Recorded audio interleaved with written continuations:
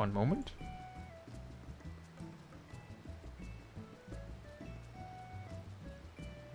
Good day and good evening, and welcome back to Roulette Live with me, Chaiji, but you can just call me Kai.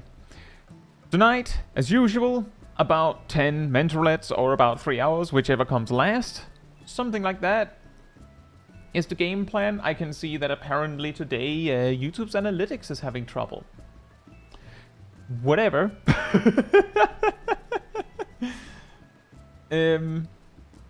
That said, hey Kaj, hey Zaf, hey Lex, hey Aradel, hey Sork, hey Bubomit, hey Agent Monica, hey Lana, hey Ansa, hey Ceros, hey Rost, hey Lichaw, hey Taldemar, hey Bronto, and hey Naomi, and hey Sam, hey Lightguard, and hey Crusher. Hope you're all doing very well. And thank you, Taldemar. And thank you for the minion, Agent Monica. Now I have the more pink manatee minion. Like Rithian and Little Sack Boy. Hope you're doing well.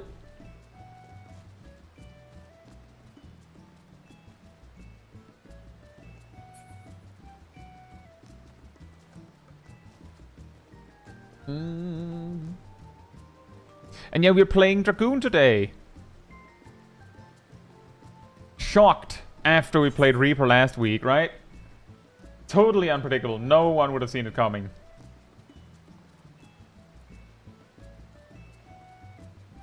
Absolutely no one. I specifically made sure to get my weapon, my attack speed just right. Or my GCD speed. What paints are those? You can't even see them.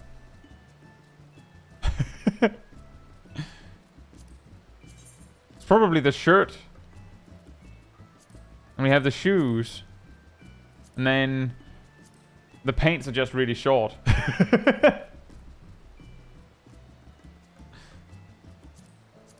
And they look like that.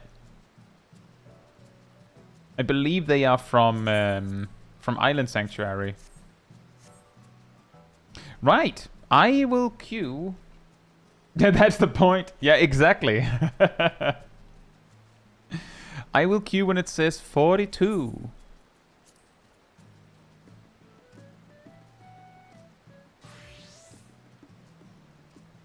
Of course they're dyed pink. Just in case. Also, you would be able to see them when we jump, when we do a flip and stuff. It's very important to make sure that you're wearing pants.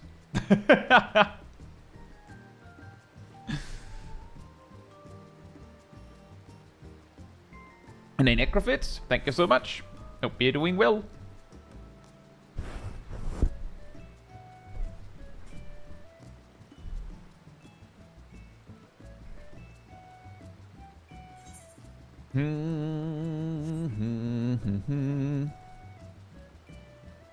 Are you referring to the pinkness? Well, of course. Hey Gazzle, hope you're doing well. The V2 were black paints underneath the model for safety. You know what? That is actually kind of a thing. Yeah, I believe that is a thing on these. See, I do believe that is what I use for Monk. So it's a little hard to see. See right there, the black tight situation. Hey, Evis, hope you're doing well. Like God says, I tried using the Neo skirts before, but then I got flashed by my character doing a 5.3 cutscene and swore off most skirts in the game. Yeah, the reason why I specifically have the collegiate skirt is because it comes with shorts underneath. Because of that exact problem. Or I will use a really long shirt, or I will just not do anything with the skirt. Because I need to be able to wear pants underneath, otherwise it gets weird. Are we expecting a guild test to start? Or maybe it's still weird like last week, where we had a lot of max level stuff.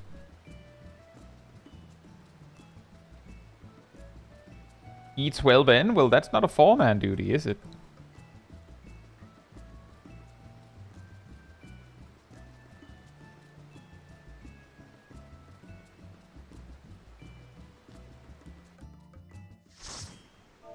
Ta-da! There it is. Can't be if you really try. Oh, Lana's here.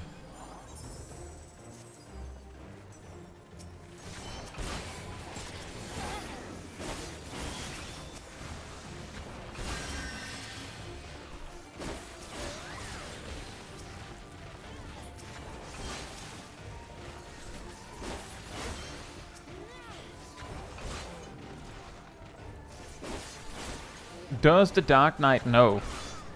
Portal, indeed.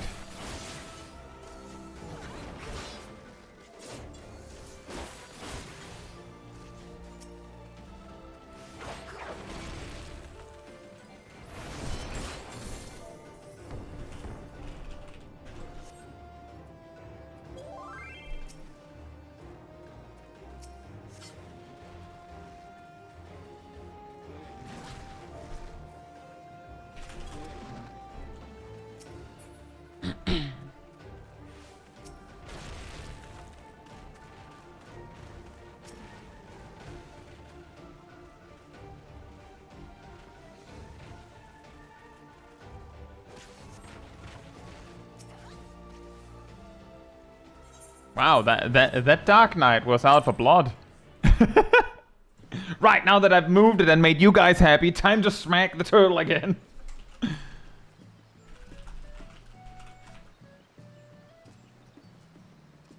A discount support? Hope you're doing well. I will queue when it says 16.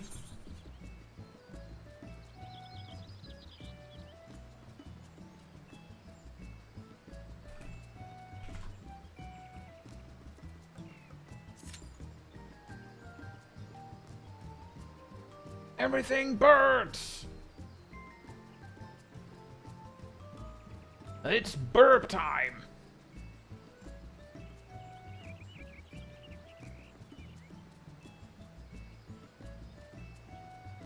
That's true, Sam, but technically, I do believe the brief they give you as you enter the duty tells you not to kill the turtle.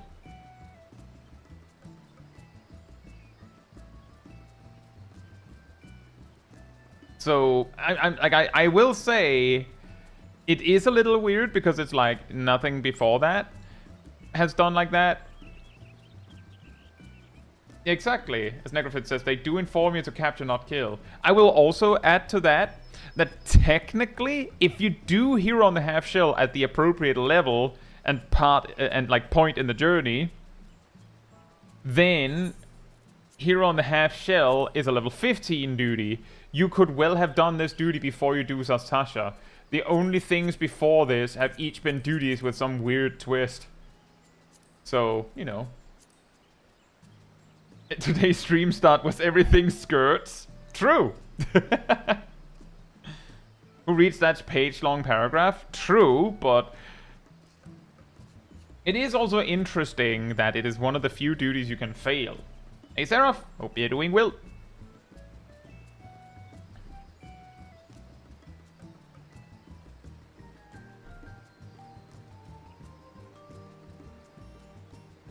Hey Shadowfire, hope you're doing well. About halfway through the Dawntrail MSQ and officially lost my Sprout status. Goodbye, easy commendations. Well, you at least had 300 hours with it.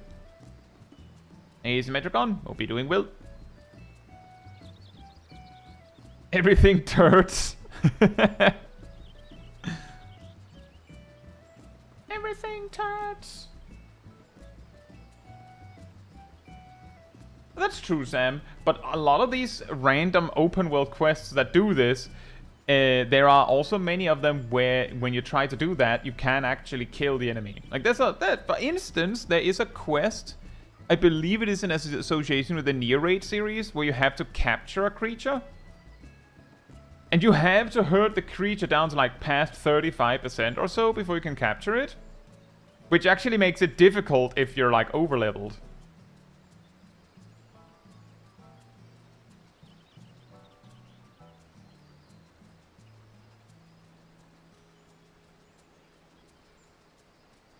A bachelor, hope you're doing well. Says, does one lose Sprout after 300 hours or after defeating Endwalker?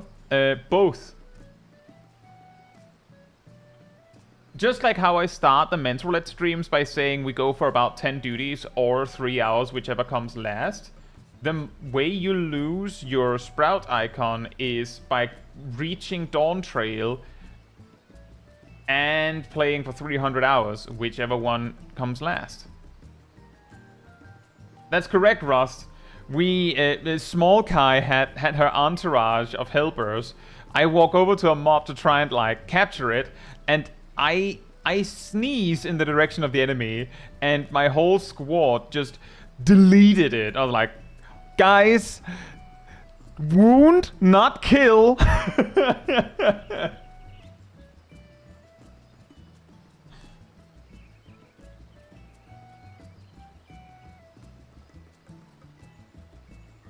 And yet there's also some live quests that that can get really awkward like that.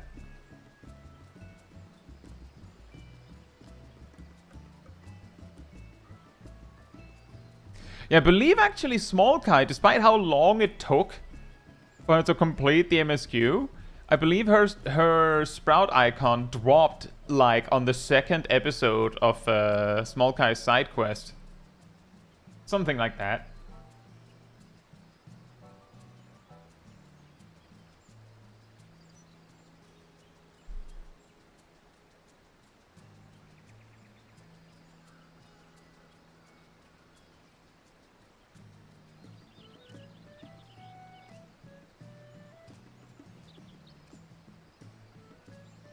Yeah, I saw that too, Agent Monka. That was weird.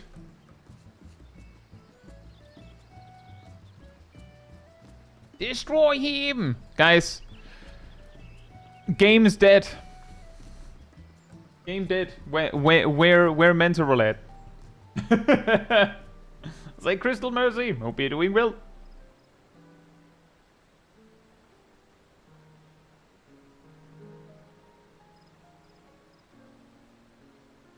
Yeah, in Endwalker,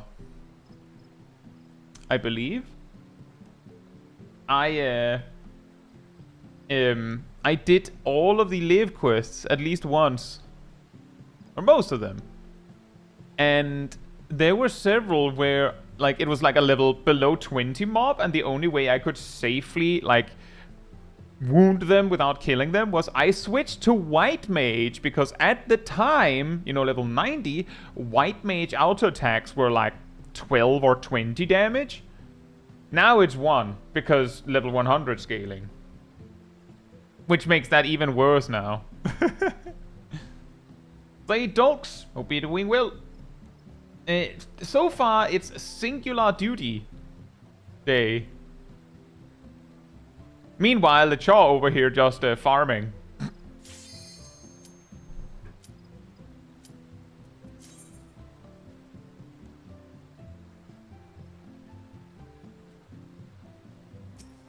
Ta-da! Oh boy. 4-man duty again, guys.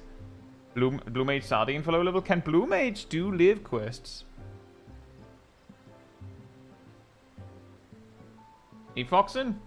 And softest Super Soul. Hope you're doing well. And Exodi. Are we in DPS queue purgatory? Kind of, yeah. Nay, demo. Hope you're doing well. I'm using a Corsair Scimitar.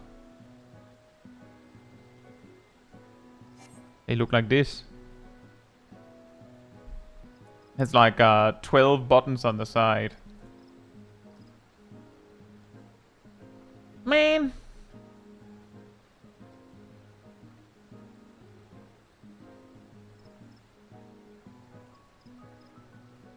I stole my mouse. I have a few of those.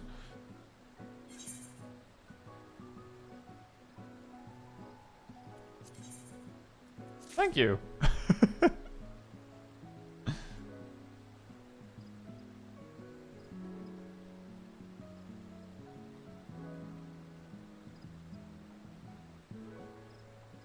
way, guys, if you are enjoying this awesome queue here that we have here, consider liking the stream over on the YouTube side.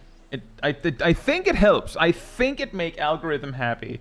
So it is very much appreciated. Real epic content, right, guys?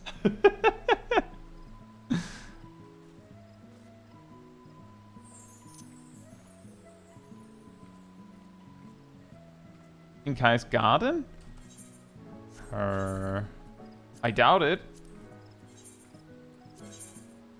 There's one. There's one.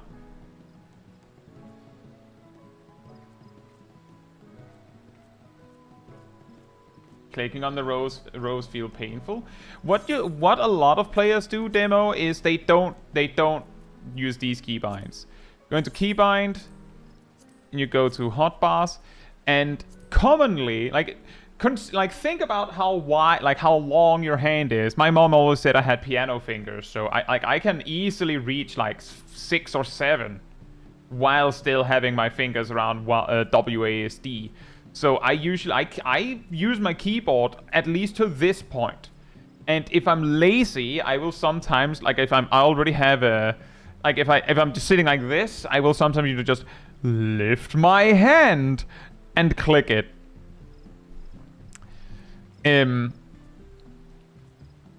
But if you don't like past that point, if you don't have a mouse or something that can like keybind for you like that, pretty commonly people will, for instance, not have, you can just have WASD for your movement. Usually that's plenty. You don't also need Q and E. I do just out of preference, and I have the buttons to do it. But a lot of the time, players will keybind Q, E, R, F, V, C, C, X, Z. Like the buttons around WASD for action keybinds, so that you can reach them. And then, however far out you choose to go on the button list. Say, Zorin, hope you're doing well. Oh, wow.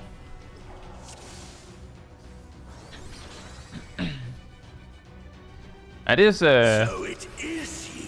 That is quite a big jump from Toodle. You will not defile my new paradise. I am righteousness,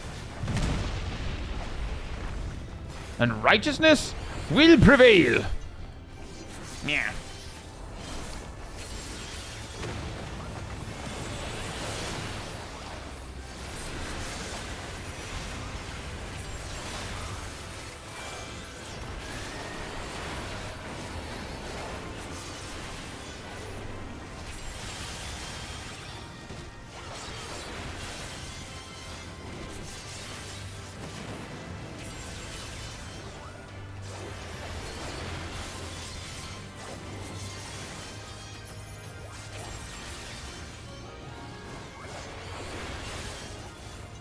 This is a weird looking ward up. Guys, I think the weird gargoyle creatures went to the gym. Oh boy.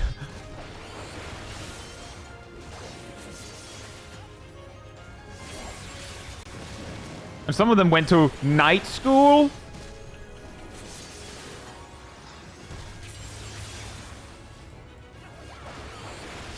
It is a pretty normal way to do it when you get into a game like this, demo. When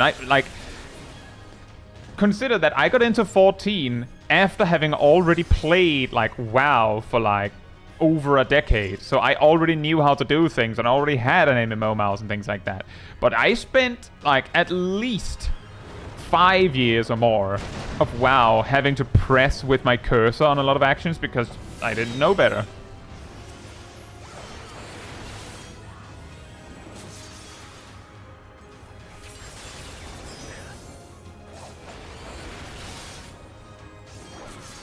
Streamer man, how's the stream manning?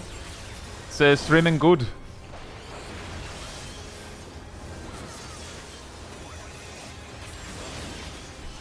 The cooldown alignment is real.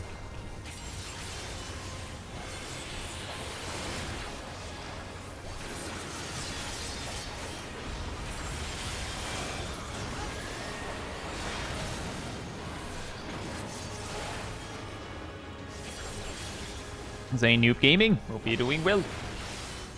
And Felipe, hope you're doing well as well.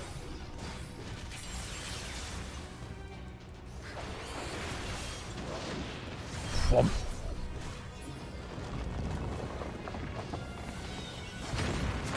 Rap. A swim nerd, hope you're doing well as well. Good morning.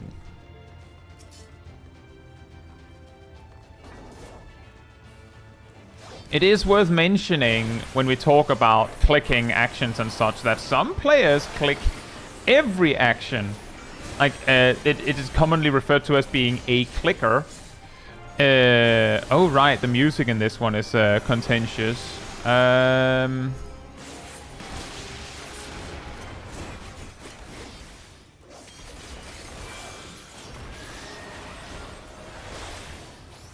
Yeah, exactly. Torn from the heavens jump scare. Exactly. Like, oh, alright, right, that one.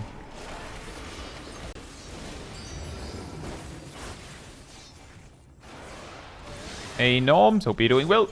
If I played this game purely as a tank and main gunbreaker, what is a good healer to learn? Any one of them. If you like the speed of gunbreaker, you may enjoy Astrologian.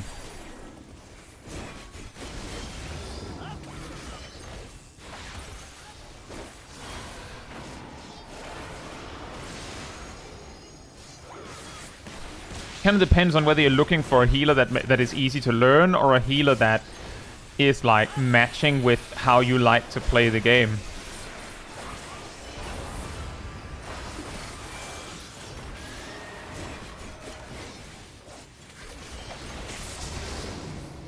I was a little late on that one.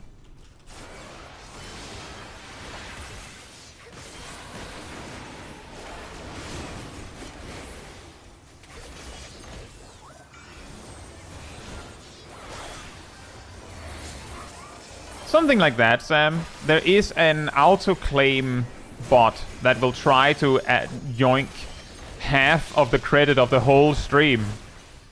If you counter-claim it, they'll let you have it.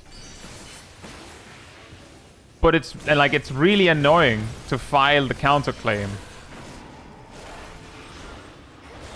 There's a hope that soon, maybe, this problem won't be a thing anymore. I will not go into detail why I say that, beyond it's possible that devs have been made aware of this problem. It's possible.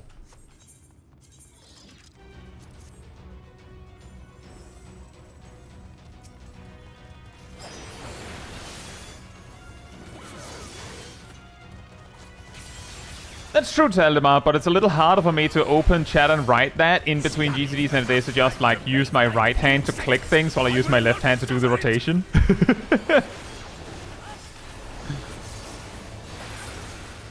Isn't it on the second boss, too? Yes, it is. But wouldn't it be weird to do all of these packs in silence? Wouldn't that be awkward? We can't have that.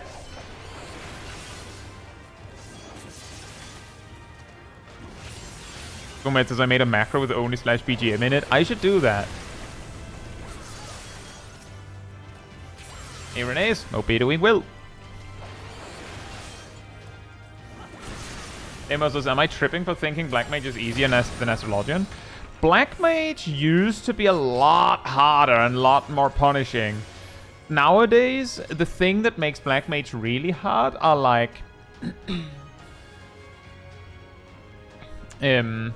mainly down to like what is the most correct way to play it.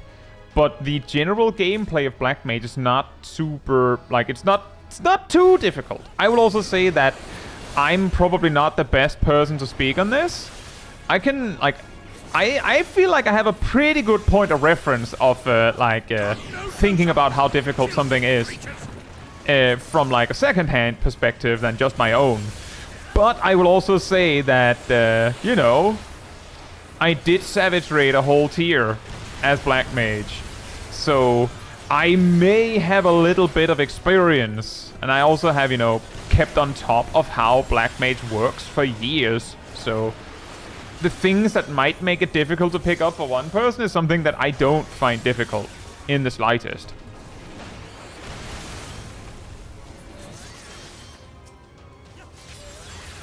Well, the good news there, Philippe, is that my 7.2 Black Mage guide is up to date. And what's that one? How long did it take you to become Battle Mentor? I don't know. Or rather, I qualified for it back when it required 300 commendations. So... Look, you warned me, reminded me, and I still forgot.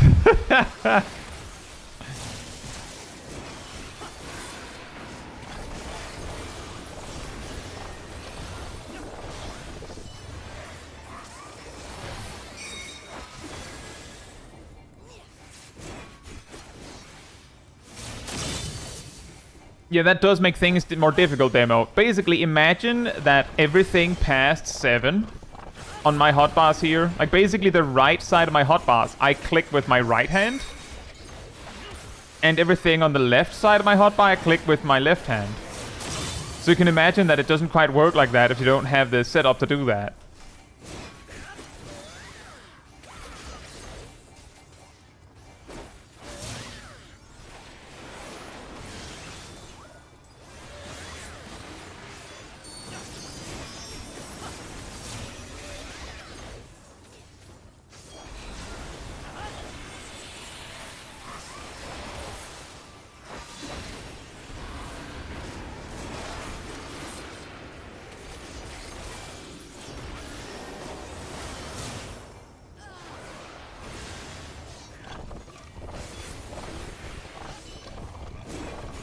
But yeah, let's just say that it is very possible that it would have gotten Battle Mentor reasonably quickly, even with the 1500 requirement nowadays.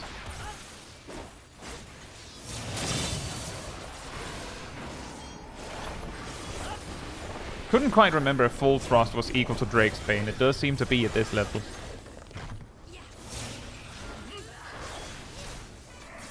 Man, we won't get to have the funny one. The pixel save spot. Man. I won't be able to show off.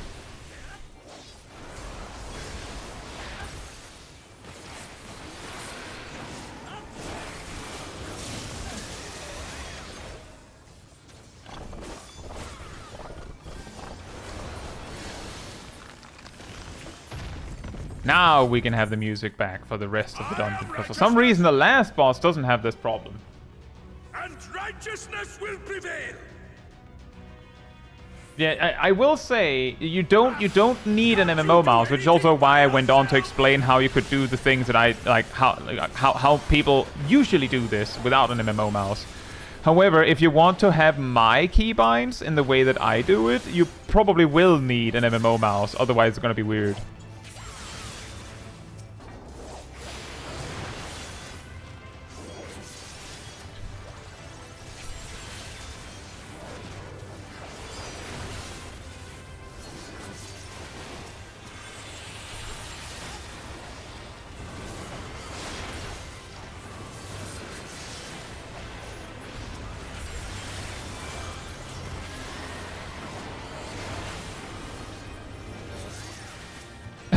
Keyboard for the mouse hand. Dual wield keyboards. I mean, you could play that way too. Some people do. It's 2 hands on the keyboard.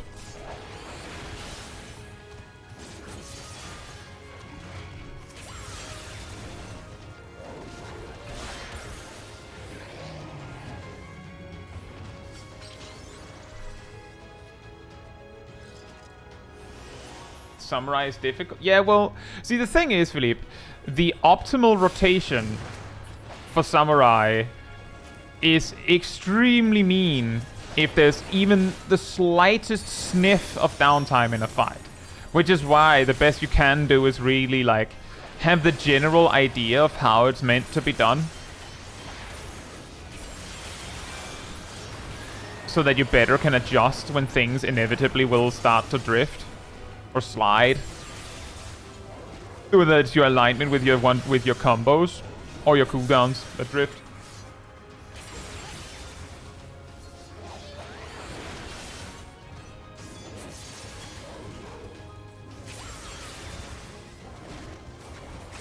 Very well. If you will not be discouraged. Discourage me! Come on, you can do it. I believe in you.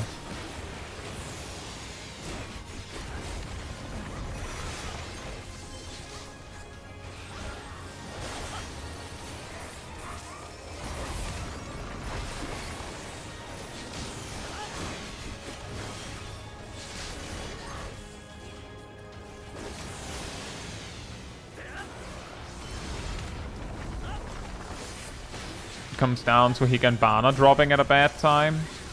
Oh yeah, I could see that.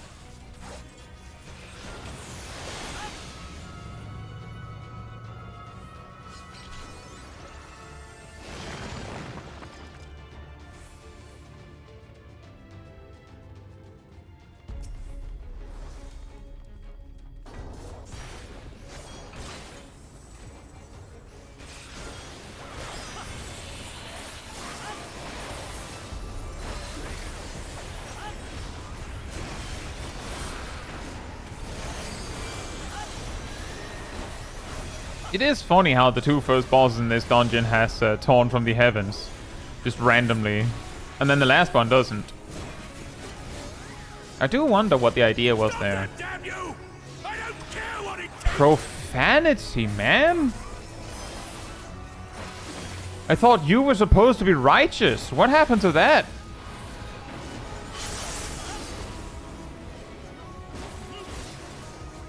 Didn't you say something about you being righteousness?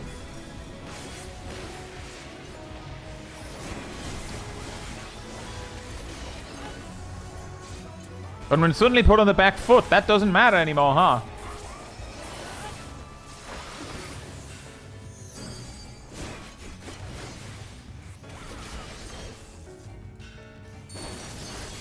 I hate this. Why is Kai not using his cooldowns? See the ring. Boss is gonna leave. Worst part is, it's gonna leave again. Epic cooldown drift, guys.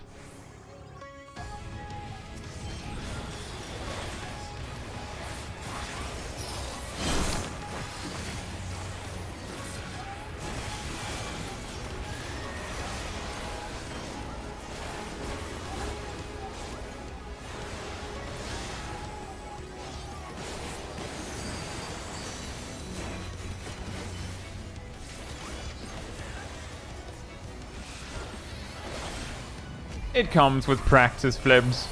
You can practice it as tank, where you can get away with accidentally getting hit a lot more.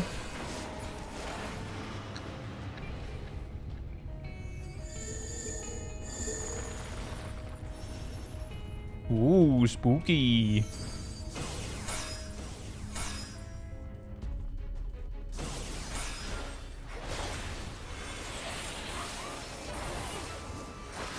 Sacramentus Vossand! Boom!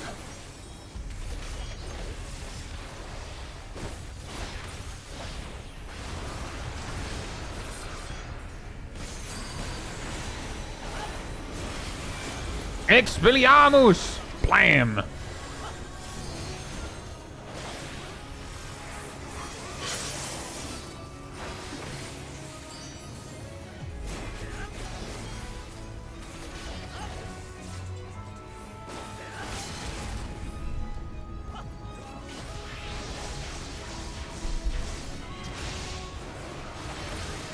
Can we make it? Yeah!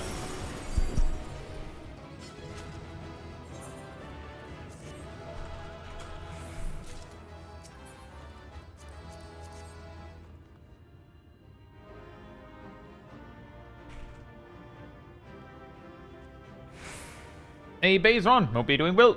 Says I'm pretty new to 14, just playing for 2 weeks. What is mental roulette? Basically, imagine a anything goes roulette, except you need to have done nearly all content in the game to access it, and you need to have unlocked mentor, which means you have to unlock content to have, like, you have not hard content necessarily, but you have to have accumulated commendations and whatnot to unlock it. But essentially, the idea is that you queue, and it'll put you in a duty with people for almost anything. The only thing Mental Roulette can't do is, let's say there's 4 players queuing Mental Roulette, it won't just grab those 4 players and put in a random duty for just those 4. It will always wait for there to be space in a duty that needs to be filled. Like, you queue for the duty that you're, like, let's say you have reached a new duty and your main quest says to do it, you queue for it and it says, oh, it's gonna take a while because no one queues for that. You land in the duty, you see, if you see 3 players with this icon, the one with the sword, it's incredibly likely that your whole party are people that queued for Mental Roulette. Because when you queue for Mental Roulette, it will replace whatever status icon you've chosen with the crown with the sword. Some people use the crown with the sword willingly, but it's rare because they usually have the full crown if they have the PvE Mentor crown. So you can usually tell that someone joined you through Mentor Roulette if they have the sword crown.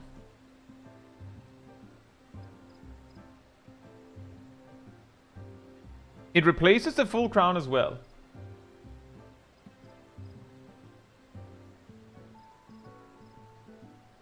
Philippe says, why exactly does Manification have to have a 110 second cooldown?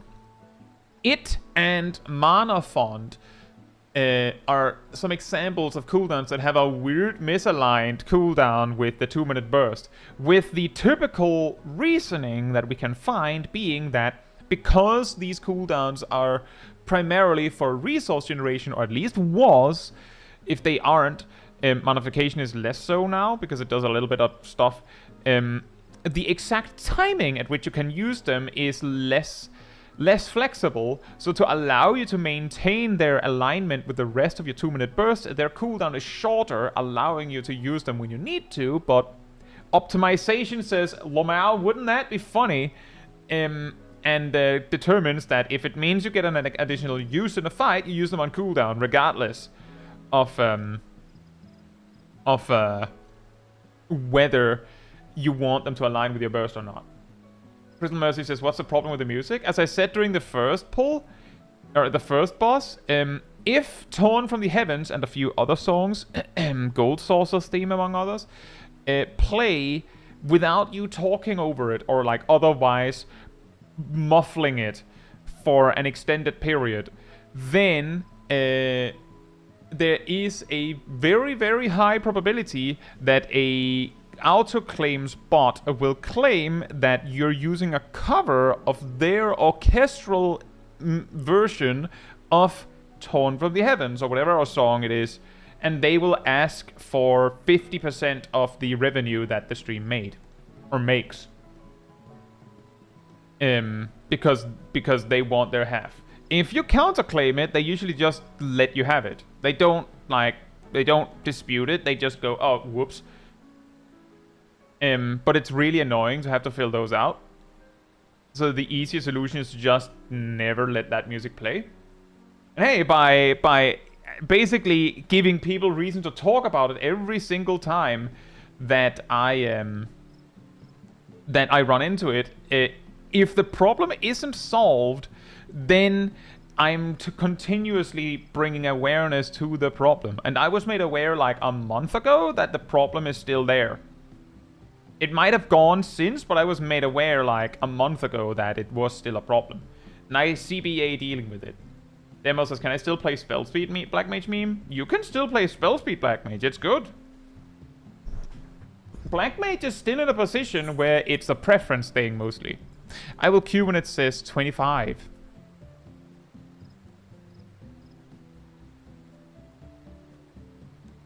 No, Agent Monica gave me the minion.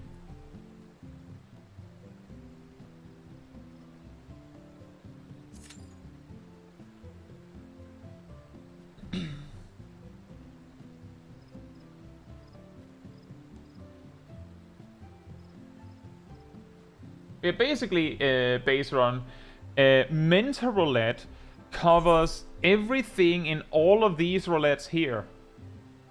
All of the other duty roulettes. Additionally, every extreme duty and Earth's Found that is not from the current expansion. So every duty in this menu here, everything in this one, the normal content in this one, everything except the Savage stuff and the Coils Bahamut in this one. So none of, like, these three, these, and this, but not this. So no Savage raids, most extreme trials, most raids, all dungeons, all guild tests, and no PvP content.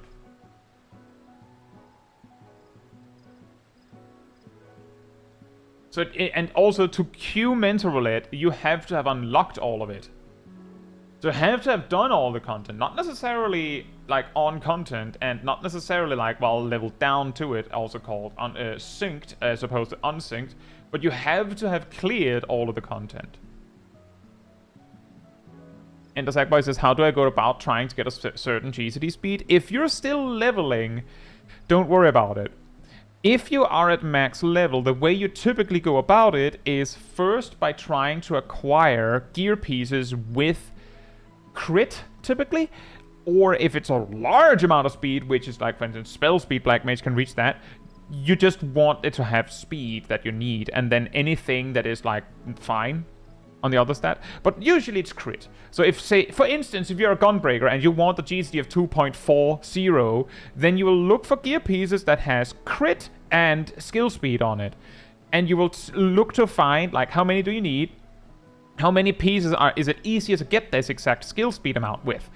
And sometimes you might need to have a few skill speed materia, but the problem there is when you get synced down for dungeons, materia turns off. So, and it might scale differently as you sync down as well, which means that your 2.40 pristine at max level will turn into a 237 at certain levels and 245 at other levels. So, but that's how you do it, is you just fit the skill speed on your gear where you can, and then you materia the rest. What is your favorite mount? I really like my wing mounts. I also like my Ruby Copy. And also like this. My Manatee mount. I also like Altaroite. He's cool. But I do like the wings.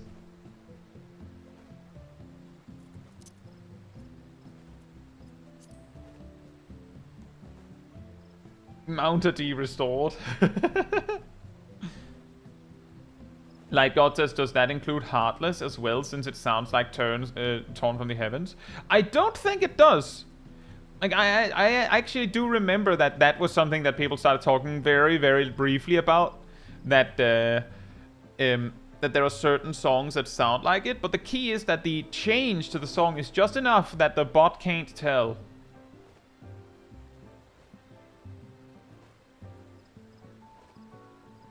I say Wolf, Obito we will, and Harry, and Flames.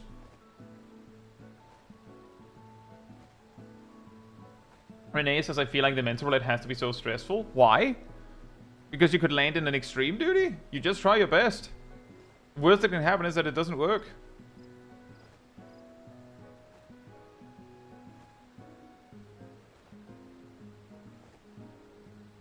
No worries, Space Run. The thing is, nowadays, the difference between trials and raids is like more so release schedule, and when it comes to the harder versions, Savage versus Extreme, it is a difficulty difference. Did you get Bogman? Not yet! We've only gotten 2 duties. The queue is rough today.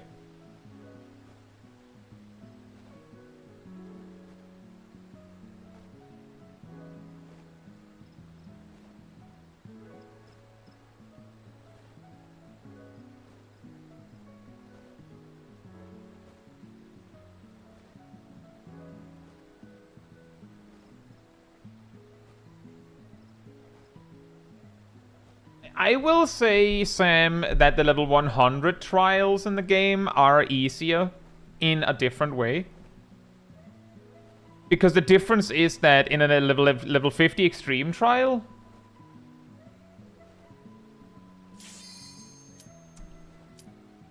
it is stricter. But I do see how, like, the complexity of level 100 duties are closer to a level 50 extreme. But it's also worth mentioning that while there are all those extremes up for grabs,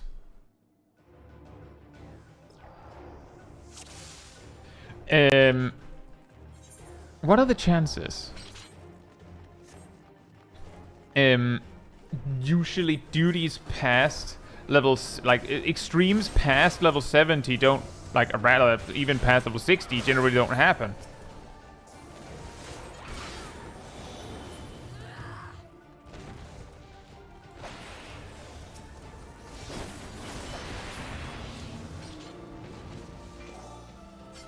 It's really weird. I think in a matter of 5 weeks we've gotten this 4 times. It's supposed to be rare.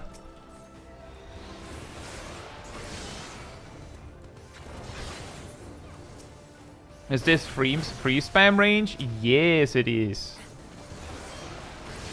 But the problem is, good luck getting enough mobs in range for that to be worth it.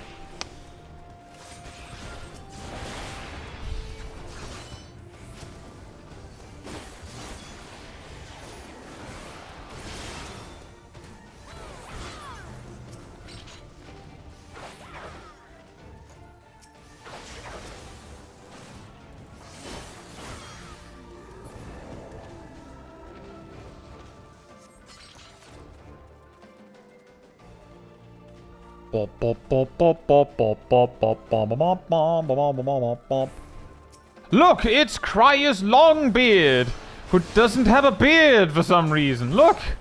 That's why he cryuses, because he doesn't have a beard. But he does have Sentinel, as it turns out. Weird. Okay.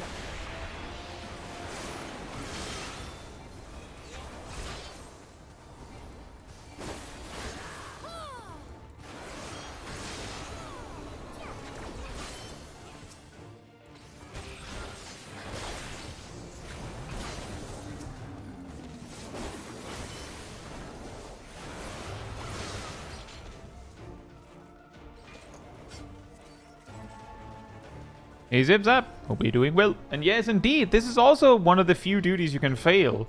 The thing that the duties that you can fail have in common is that you could technically respawn and just keep trying whatever it is that is happening in the duty. Like here, it doesn't matter if players die, you can just respawn.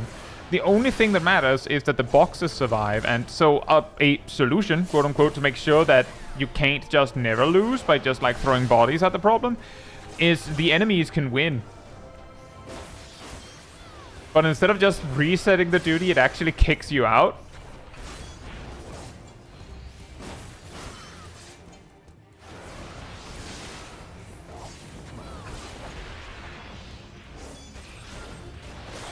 That's true, it's a bingo point. It's incredible how often we're getting this supposedly rare duty.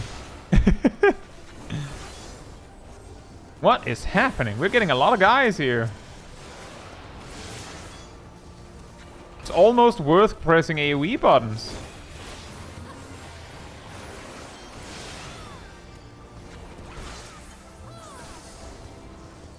We did it!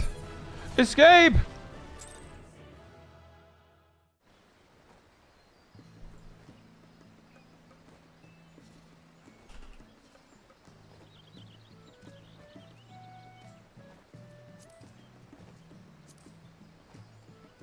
I'll queue when it says 46.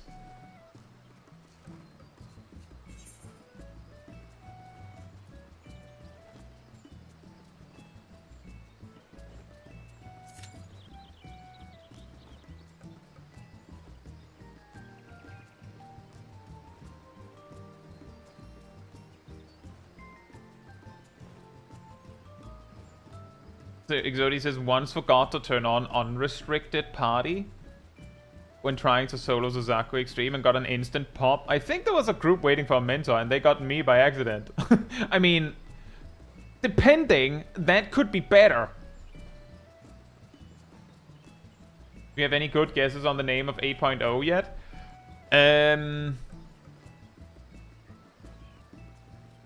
Obviously, it has to be 2 words.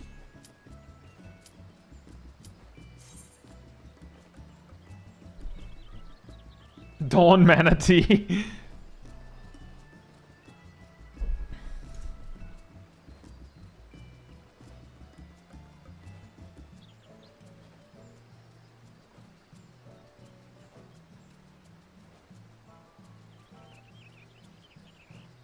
The final shape.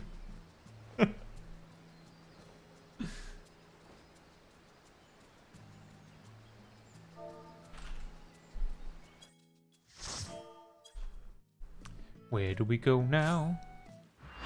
It's normal.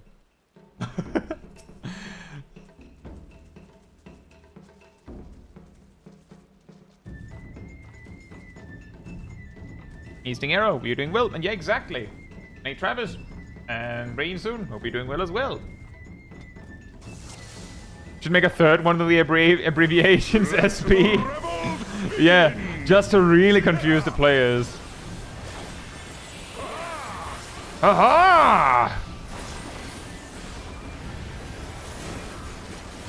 We love Susano, right guys?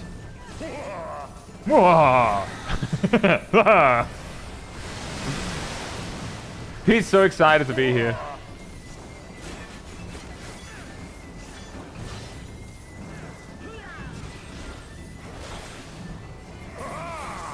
Let the revels begin!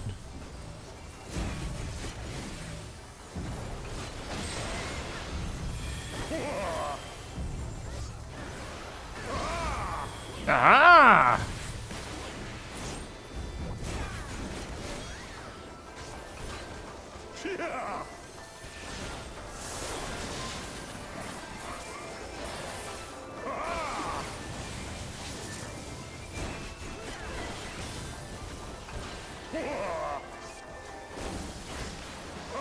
The seas Ah! alone. No, not me! Meow. Never mind, I don't care. Haha!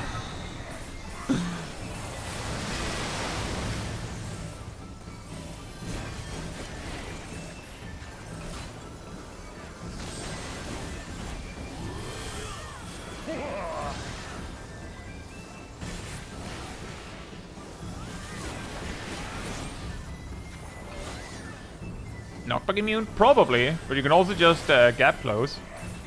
The seas part for we alone. The seas part for we alone. Yeet.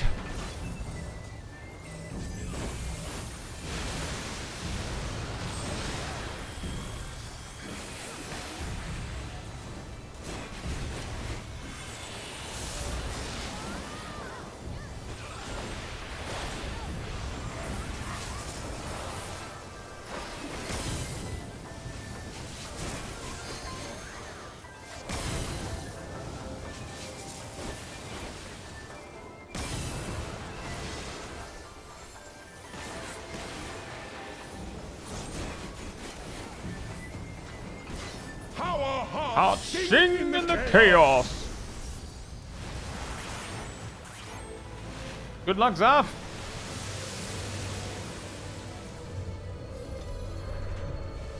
Wild and pure and forever free.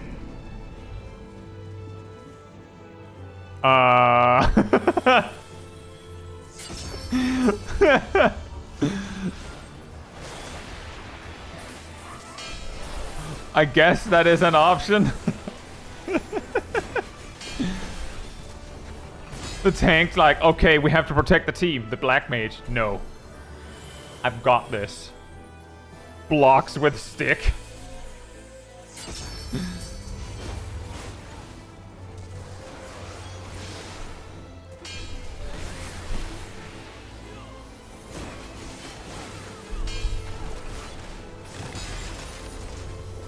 Rejoice! Blam! Oof.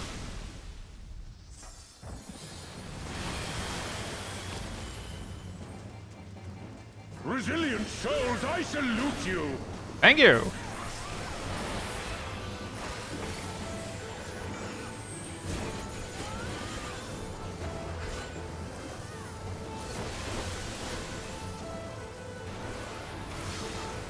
Earth and stone at our beck and call!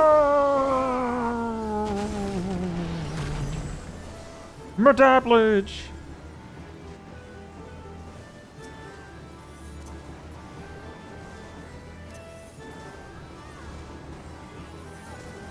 Yeah. I have returned. Aha!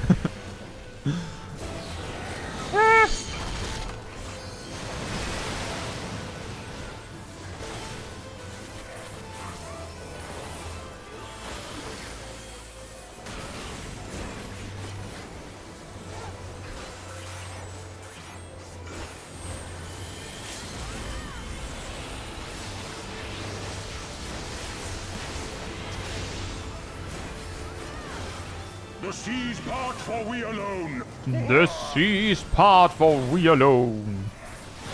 Oink.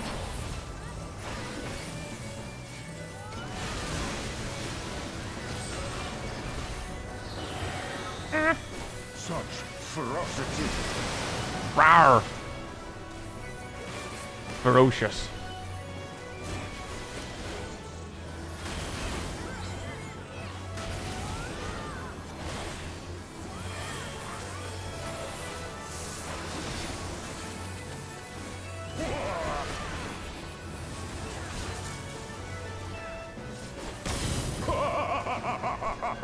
Twas a memorable dance indeed. Indeed.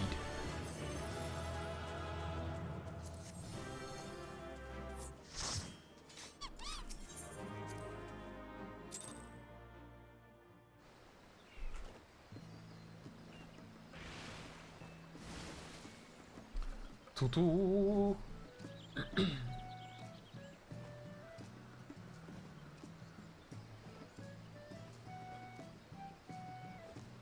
Hey Vince, hope you're doing well.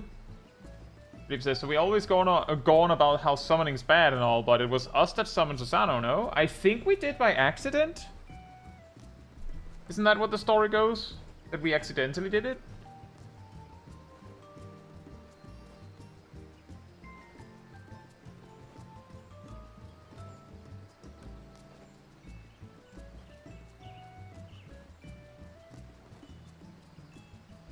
I will be right back, and then we'll continue. And then hopefully the mentor roulette has gotten better. Don't make the queues. Please make the queues faster. Also, let me just.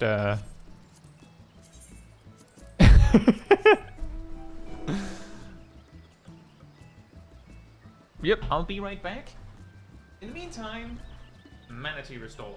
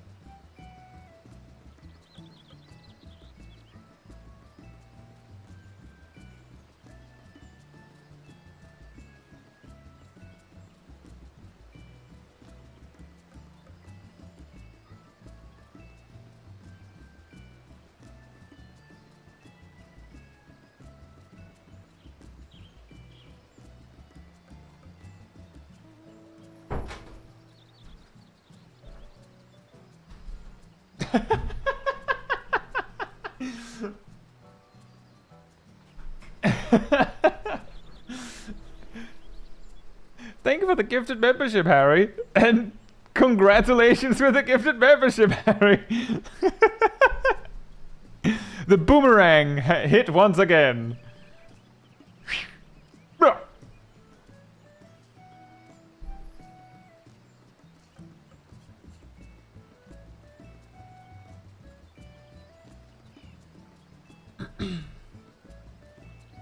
Yeah, I do believe I do remember that. The items to summon Susano is just there, ready to go. Which means that us approaching led to his summoning or something like that. Like, incidentally, what we did, it was sufficient. Like gathering all 5 pieces of Exodia and going, oops, I won, I guess. I'll queue when it says 56.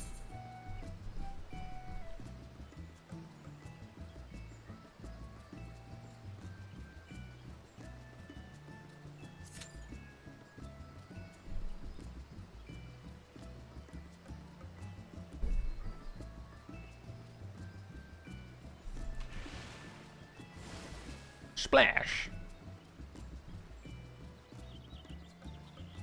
You also got Ramu Extreme? Wow. The classic. See what I get. 4-man. Oh boy, a guild hest. No. But LeChaw's here. Underkeep. Hmm.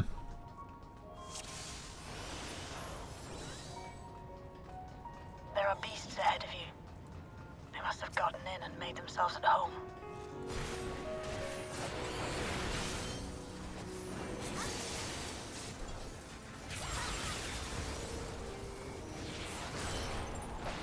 Oops.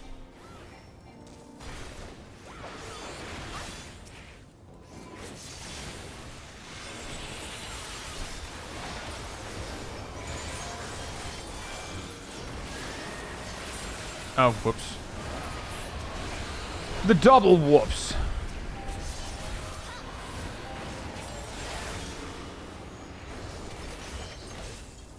Well, it didn't matter that I made so many whoopses because the mobs died anyways.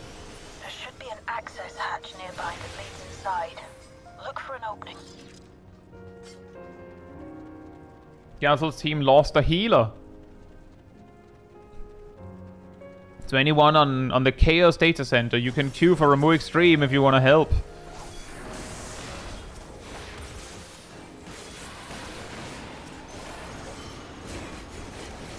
There's a white mage here. Does that mean you don't need one anymore? Or was that white mage just the only one that was there? Okay, they're filled now. Fantastic.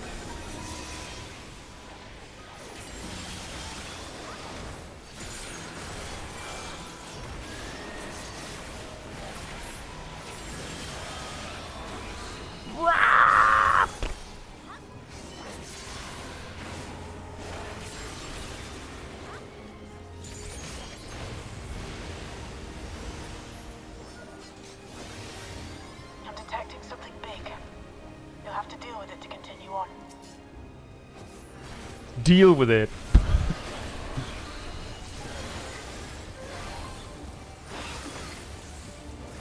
Wolf says, is it better to use Fey Illumination for the healing potency or as a rate wide defensive? Bit of column A, bit of column B. Usually it's used as a defensive, but it can be used for the healing potency as well. Take note that the healing potency only applies to spells. So, Adloquium, Succor, Consultation, Physic, that kind of stuff. Doesn't work on OGCD healing like. Actually, anything your pet can do. For some reason, all of that doesn't count because the pet doesn't care. Not because it's not spells, it's because it doesn't care.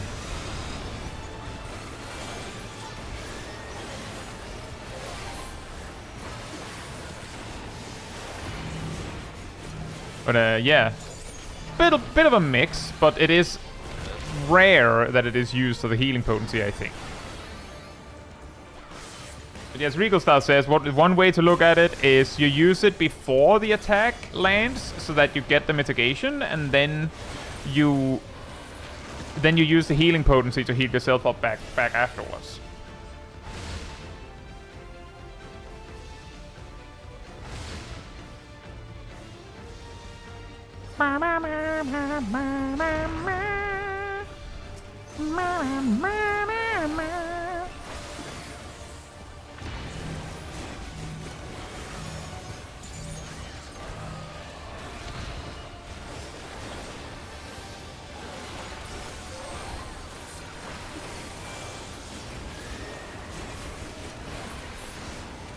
Blam!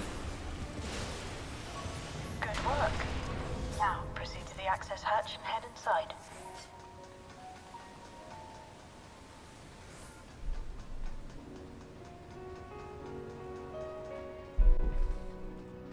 The most random tip reminder for the ant boss. When you pull it, it's about 28 seconds before it leaves.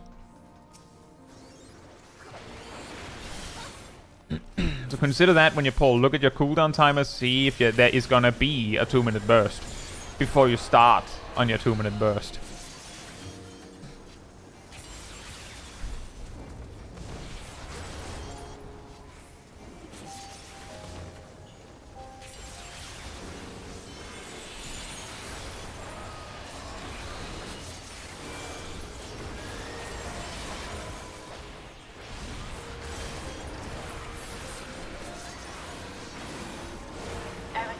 Construction was apparently a constant battle against the rising water level. Even during the war, the people labored to maintain the castle. It meant a lot to them. Whee! It's upsetting to think that preservation's terminal is in this place. Hold on. Someone's got communication. Step alert.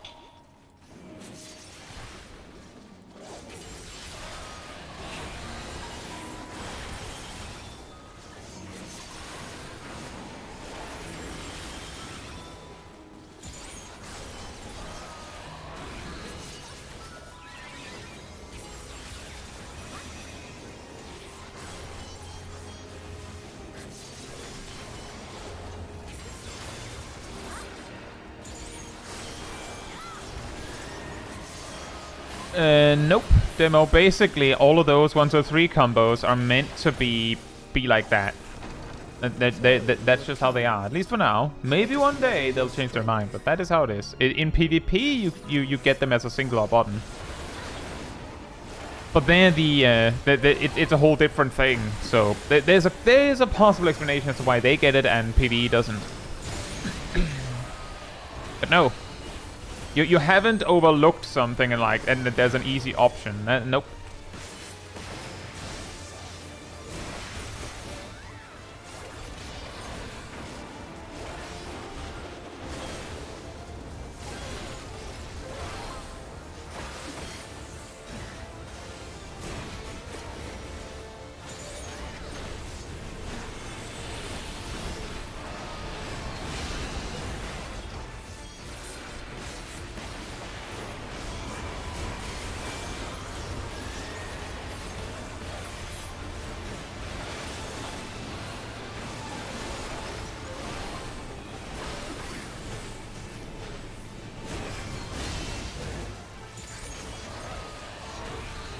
The only way you could do it with macros, Demo, is that technically you can use like macros, macro action bars or hotbar swappers to swap between hotbars where each button is that, like where the specific button is changed as you go along. But let's just say that a 1, 2, 3 combo would require you 3 hotbars to do. And if there's multiple different combos you want to make, the amount of hotbars you need will it will increase exponentially. So while it is technically possible to say yeah we can combine them, in practice it doesn't really work. But you could. I believe Gazel actually did something like that. for a little funny video situation at one point. You will show me more. I bid you press on. You could also swap individual actions. That's true. But then the different problem you'll run into is swapping, like that you'll run out of macro spaces, I think. Like either way you'll run out of something. Who's that? iGasel in the Twitch chat. By for a video, I mean I have my walk and talk streams every every so often, and I review clips, and Gasel made a clip for that.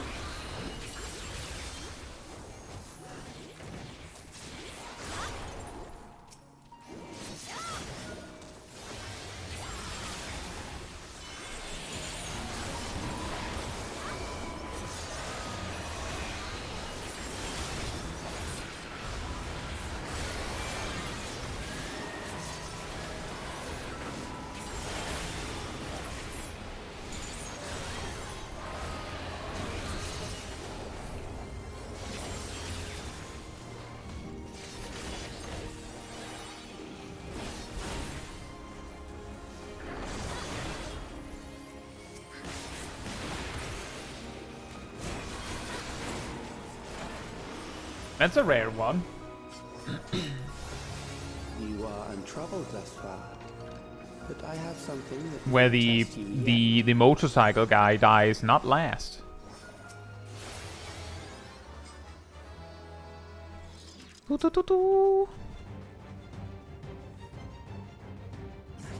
This machine has long guarded these crumbling halls.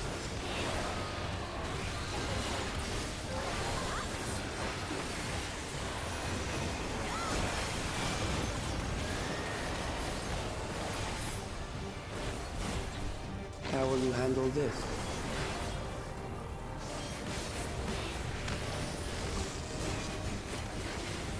It's a rock!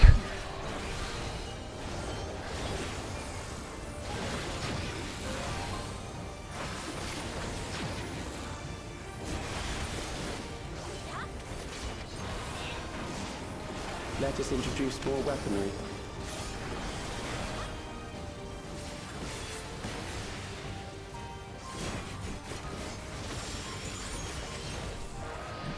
Hey Bob, hope you're doing well, and thank you for the 10 gifted memberships. That's crazy. Thank you so much. Wow.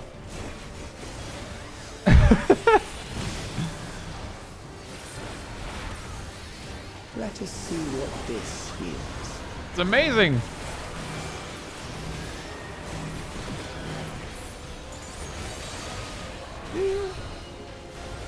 Perhaps a new approach to assess your Bob coming in, drops gift. Anyway.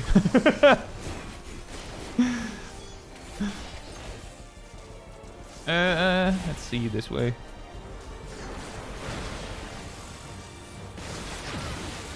Blam! Wablam!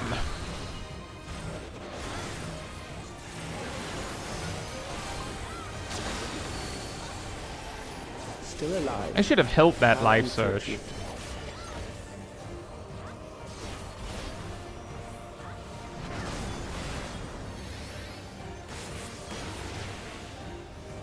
For you to die here, it would save me trouble later.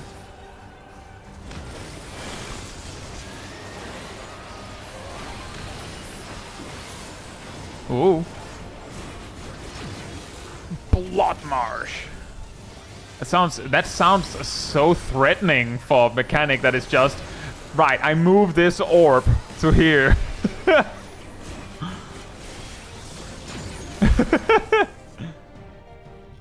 Oh Oh, whoops, I forgot to limit break.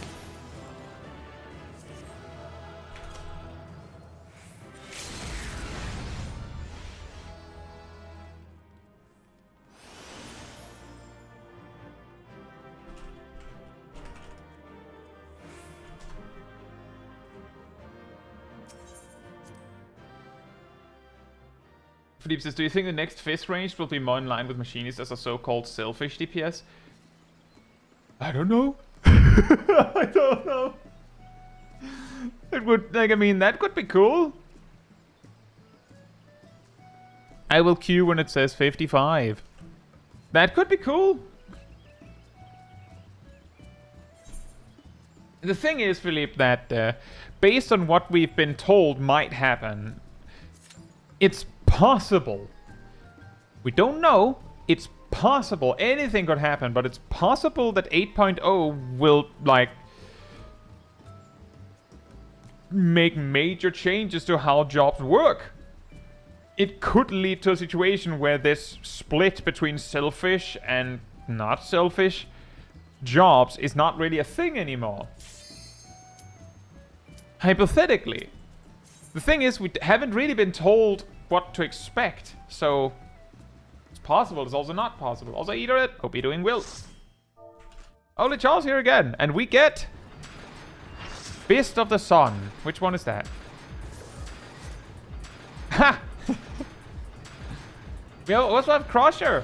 Hey.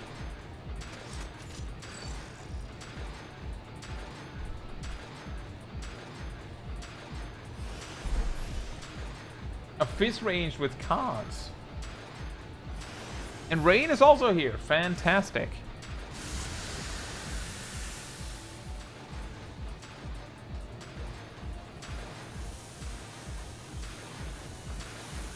Whee!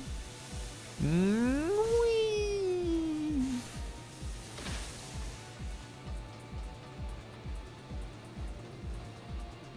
Onward! To battle!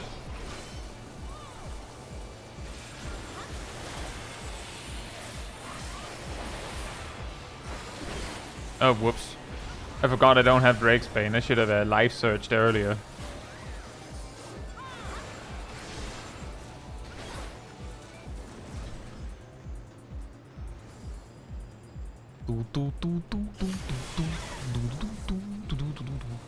Stab!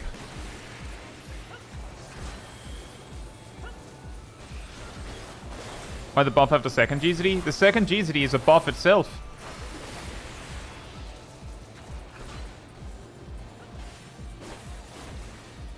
It has to do with raid buff alignment. I suppose at this level, and where I'm literally the only person here with a raid buff, what's going on with this party composition? It doesn't matter. But for me, it helps.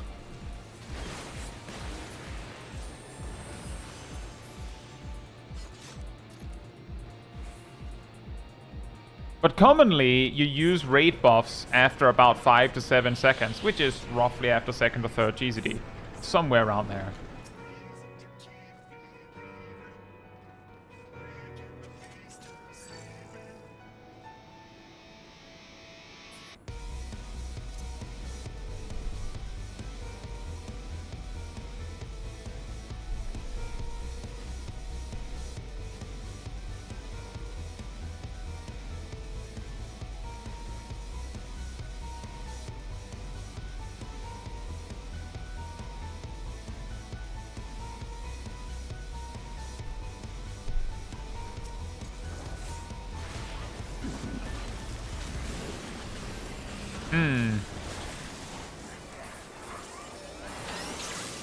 I'm gonna just wait a second to align everything for me, because I have the advantage to choose to do that.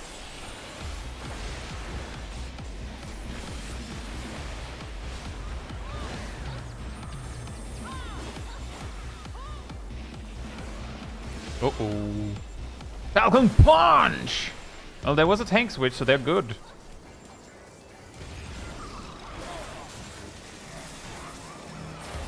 That's how it goes when we have a double community tanks. And it just works.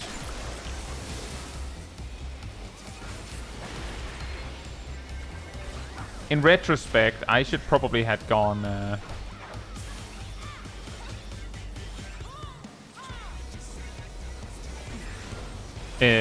a little further away with that goop there.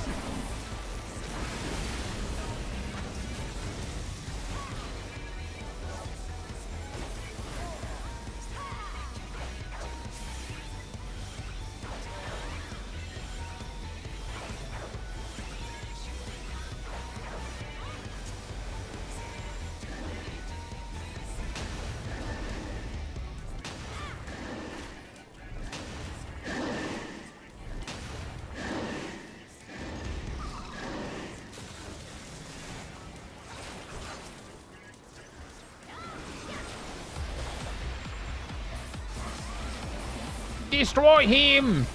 Take this!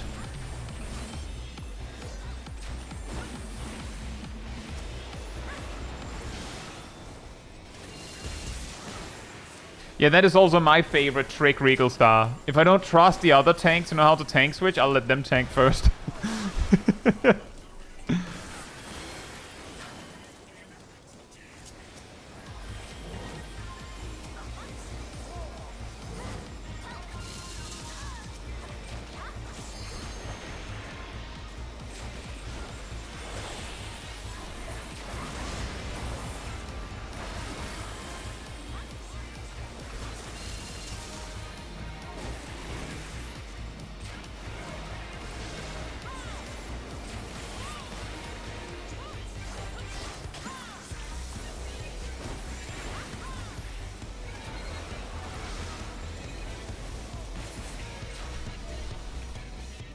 Hey.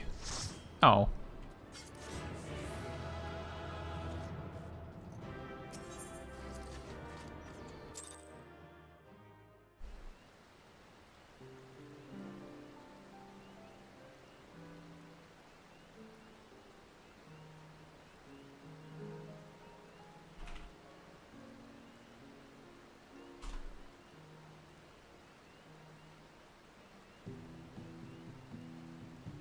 LQ when it says 16. Hey Fern, hope you're doing well as well. Suffers in Praetorium Hell. Oh. Naomi's game crashed? Oh. Yeah, that's the worst.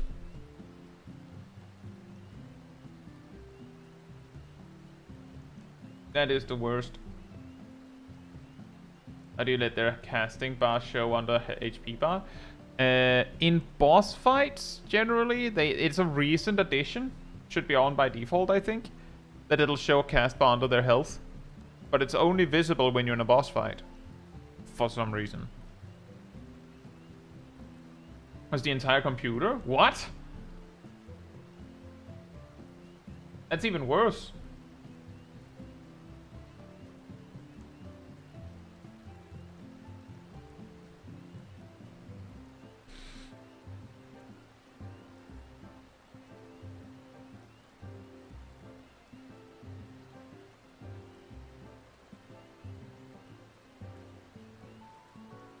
Say Grim Raven and Diasmus and Paul. Hope you're doing well. Rain got Khan hard. Oh boy.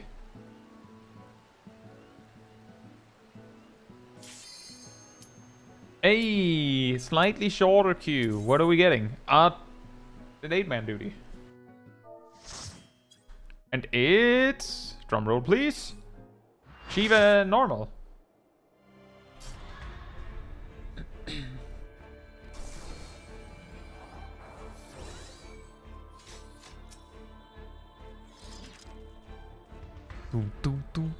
Hey Stoof, hope you're doing well.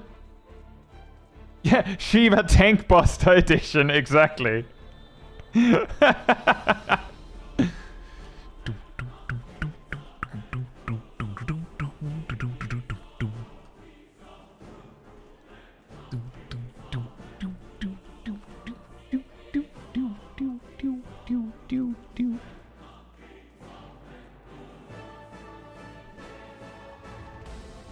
That machinist was in at least 2 other duties as well. The Underkeep and the Alexander. The IS one.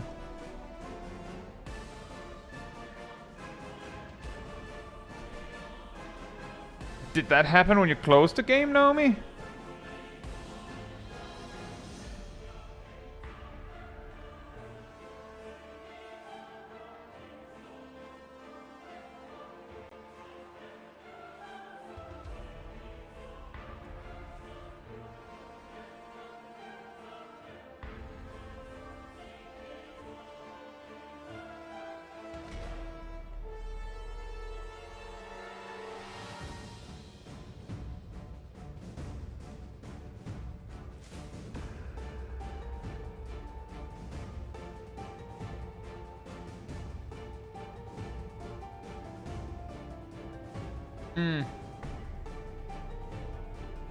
Yeah, it does sound... the reason why I asked is because I have ran into that error a few times with this PC as well. But it only happens when I close my PC. But I do recognize the rest of the problem. And it's unique to my PC that it is only happening when I close things. And it's really rare.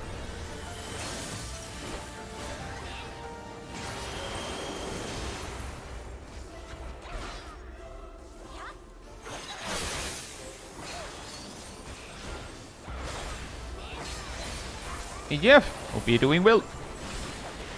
Hard to say. For me, I haven't played Dragoon that much, so for me, it's like shrug. But I do understand that some Dragoons feel like the Dawntrail changes were like a little too much, even though it wasn't that much.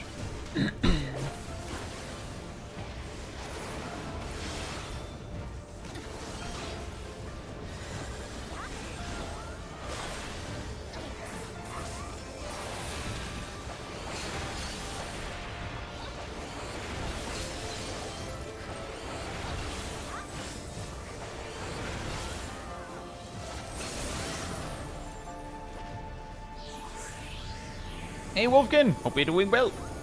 Nice.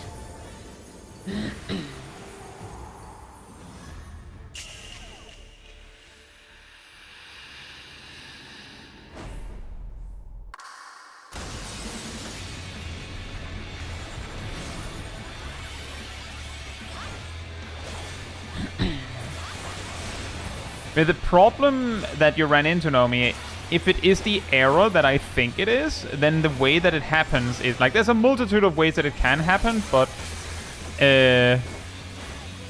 depending on what's causing it, it is likely a driver issue, and it may need you to reinstall drivers.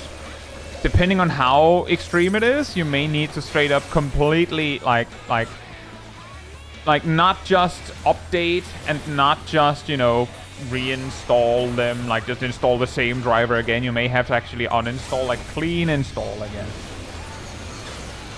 But, you know, don't throw a nuke at it until you know that it's a nuke that is needed. One thing you can try for starters is update your GPU driver. And if that doesn't make the problem go away,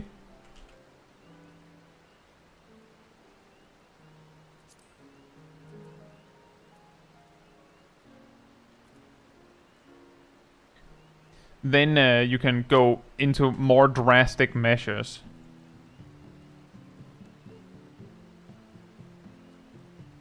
Jose Vibes, hope you're doing well.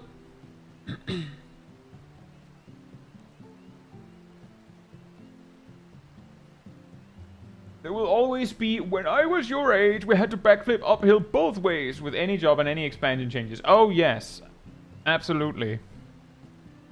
And arguably, for every change that people are like, ah, that sucked, it made it too easy, there was a quality of life change that no one said anything about that might have been more impactful. So, DDU is a good tool for fully reinstalling the driver. It is, but that is actually what I refer to as the nuke. What you can do with this monitors turning off problem is you can try... So one thing, I can just show... I think I can show this just fine. So I had problems, and the only thing I changed and I haven't seen the problem for like 2 months now, I think, was this. Power management mode, prefer maximum performance. It sounds ridiculous, but the suggested reason for why my PC was causing problems was that in the powering down after closing a game, the glitch happened. So by just telling the GPU to like do that less, the problem doesn't happen. Because it doesn't power down as much. Because I only saw it when I closed programs sometimes. I haven't seen the problem since. However, knock on wood, it'll probably happen after this stream. Please look forward to it. That's one thing you can try. Another thing you can try is update your GPU driver. That might be enough. If that doesn't make it go away, actually, suggestion, when you update your GPU driver, use the advanced menu to tell the driver installer to properly reinstall the driver clean. That isn't fully clean after all, it's reinstalling itself. So obviously some parts are left there to do that. So it's not a full complete reinstall, but it reinstalls most of the things, and that might be enough. And if that doesn't work, DDU might be the solution. But I would say gradually escalate instead of just throwing, as I said, a nuke at the problem when that's not needed. If it's also the first time this has happened, Naomi, there's no need to, you know, go, as I said, destroy it if it was like, if it turns out that very little is required. Where did you get the manatee mount? The manatee mount is from the Pelu Pelu Allied Society.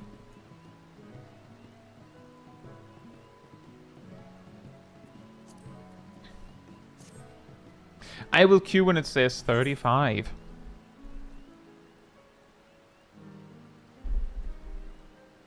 But yeah, I'm just saying, the reason why I'm suggesting this order of suggestions, exactly, Endersagbar, exactly. That is what I'm thinking might be it, because as I said, my first step was the power management thing, and I haven't seen problems since. In before the problem appears, as I said, but it's possible that that's all it takes. I will also say that these problems came about at a time where my Nvidia thingy bugged out and deleted my settings. So it's possible that the problem appeared because this setting was changed or something. So, and it hasn't done that for a month, I think, at least, since. So, there's a lot, like, computers are weird. Computers are weird, everyone. You heard it here first. Or maybe you didn't. Maybe you already knew that. Computers are weird.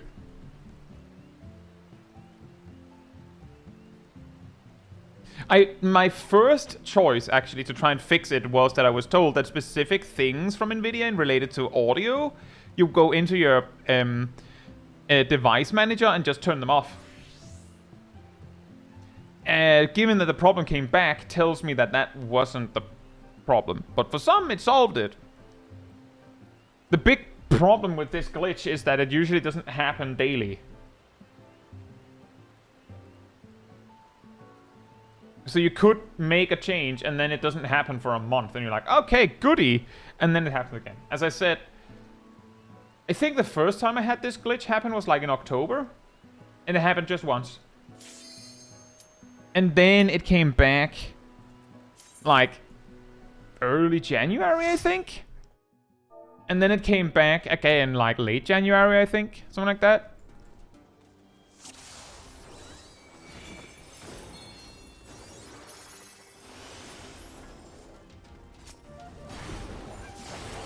Also, Tinta Valley. It's been a while.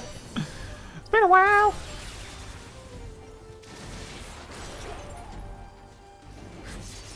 And of course, Naomi, you can also just do nothing. Like, it's your PC. If you're like, nah, maybe it just won't happen again. It's possible that it doesn't happen again. It's also possible that it happens the next time you open 14. And you can just choose to do something about it if it happens again and again. Like when the first time I ran into this problem, I didn't do anything. I was just like, that was weird. And then just went on with my day. To be fair, it was really late in the night. So it's like, I CPA dealing with it. Maybe if it comes back tomorrow. And also that too. Sometimes the PC just goes and it won't do it again. Another thing that would probably be smart to consider before like going into the big problem solving is make sure to go into event viewer and stuff and see what the error was. It might be able to give you some more insight, and the error might be able to give you more information on what actually went wrong. And if the problem we're thinking, suspecting it is, actually is the problem.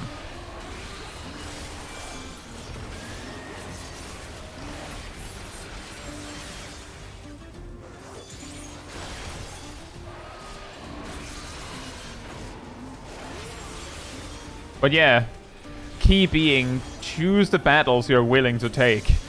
And sometimes the error is infrequent enough that you don't mind.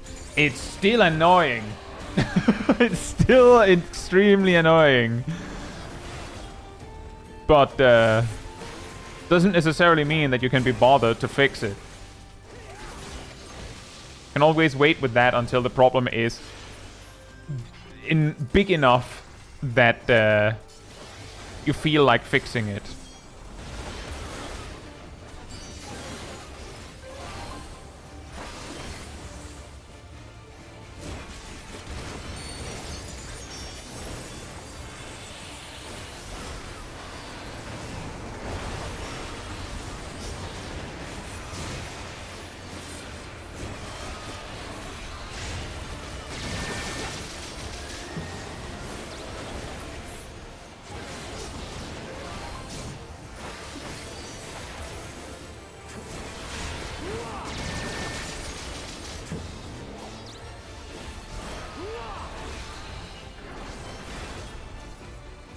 Oh, Tongue, did you have an intel?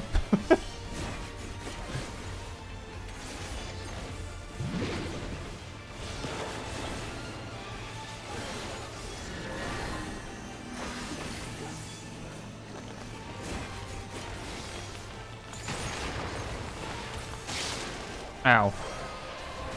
That was in fact not the time to press high jump. Oops.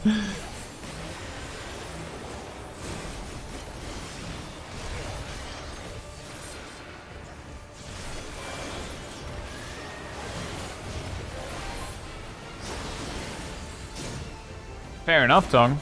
I have told plenty of stories about the Intel CPU I had that my manufacturer was very kind to replace for free 4 times. And on the 5th time, I was like, guys, we can't keep meeting like this. And they were like, yeah, true. Do you want an AMD instead? It melted 4 times? No, it just broke 4 times. The generation 14 Intel CPUs that kill themselves in Minecraft. They just gradually start getting brain damage and crash more and more frequently until they can't start anymore. And while, yes, the BIOS updates and whatnot help, it doesn't solve the problem. It just helps with the problem. It makes it like die slower, or maybe not die, but it still dies. Every single one of them. I'm just saying, like, it reached a point where I was like, oh, it's only crashing sometimes. But let's just say that since the AMD CPU, the only problems I've had has been some weird frame rate issues that I'm sure can partly be traced back to me not updating my GPU drivers and stuff frequently enough, and other things that I haven't done correctly. But it doesn't crash. Like 14, the only time 14 has crashed on the AMD CPU was that one time, some of you may remember this, where I found a game-breaking bug that when you did a certain sequence of presses in-game, your game crashed immediately.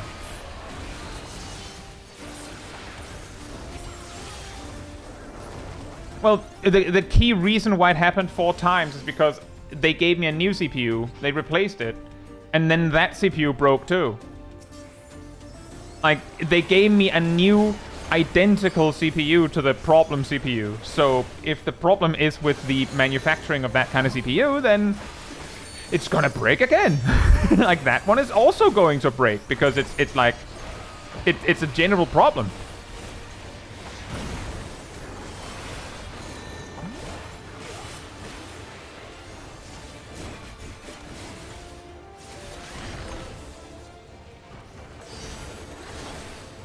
Stoof says the Arena and M3S used to crash my game sometimes. Let's just say that I had issues where random zones caused problems similarly. And the best explanation I can possibly give you for why is that because the CPU that was responsible for the installation of the files and whatnot, like that, because it had brain damage, it of course didn't always install things correctly. So it made a lot of corrupted files. And if you go to a zone with corrupted files,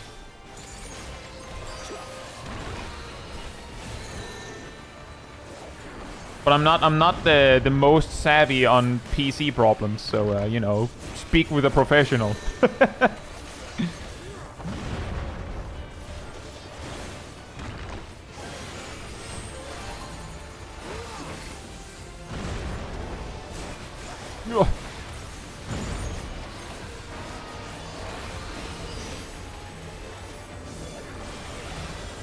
Hey Falca, hope you're doing well.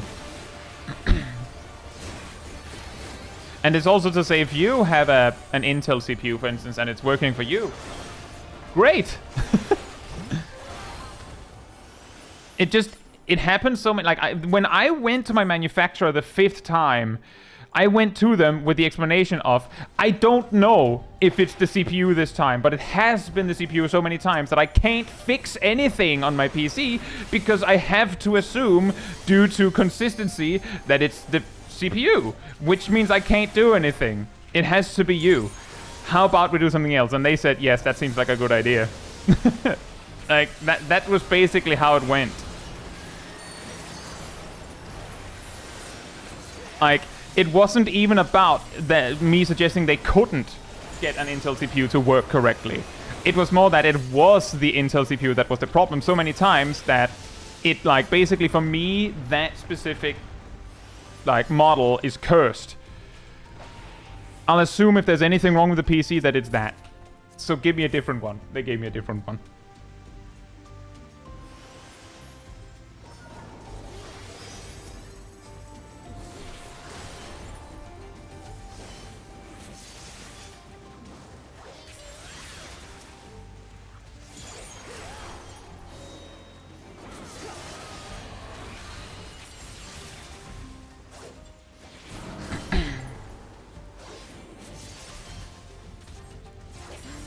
Vibes, I think you're reading too much into it then.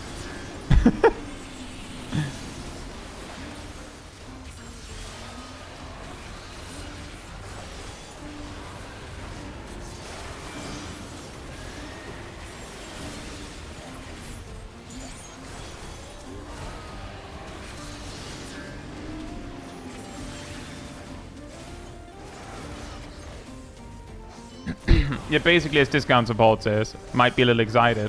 But by the time I'm recording the voiceover for videos, Vibes, like for those videos, it's usually possibly over a week later. So it's more likely that I'm choosing to add some flair to it or whatever. Also, I was just I was annoyed by something else. It could also be that I was a little bit frustrated over something. I don't think I was.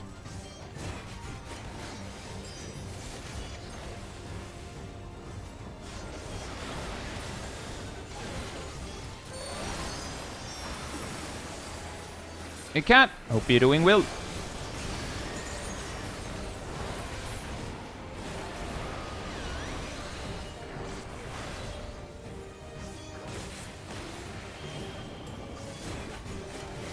I hope it works, Naomi. It's so annoying with stuff like that. Jose Dyson, hope you're doing well.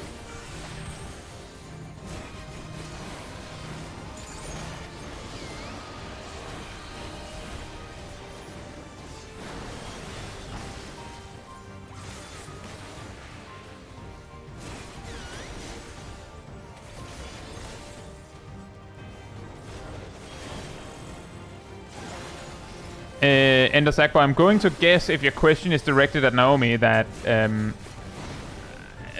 going out on a limb here, I'm guessing that Naomi might not know. It'll probably be whatever the manufacturer said.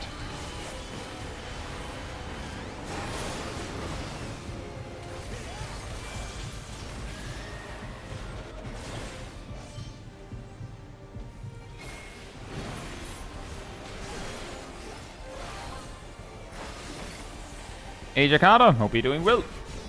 Is Astro still a good healer? I'm pretty sure that in terms of like numbers performance, Astro is the highest potential healer of them all. Still.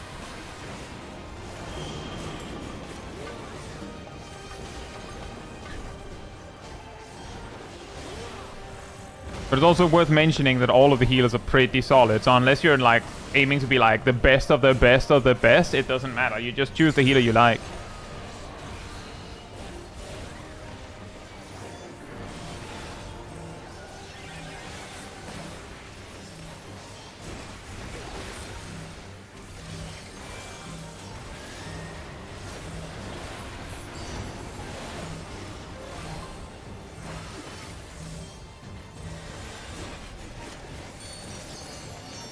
Oh, Kat, it's worth mentioning that the problem Naomi's running into is not 14 crashing, it's the whole PC crashing.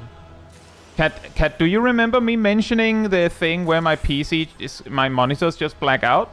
Do you remember me mentioning that problem?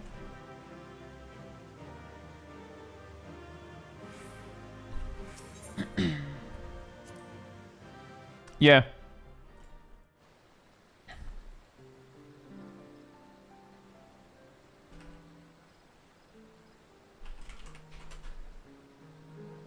I will queue when it says 48.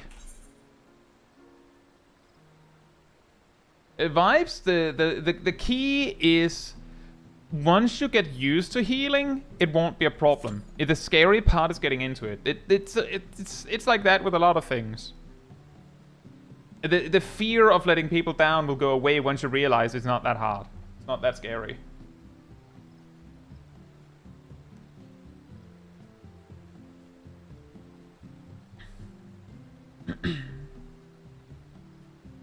But I would also say, in regards to what Ender Sackboy suggested about under and overvolting, that I think that, like, starting to make changes in the BIOS and stuff like that, that's something you might try when, like, the full clean DDU graphics driver reinstall also doesn't fix the problem. Like, when we get to that point, that might be when you start making changes like that, I think.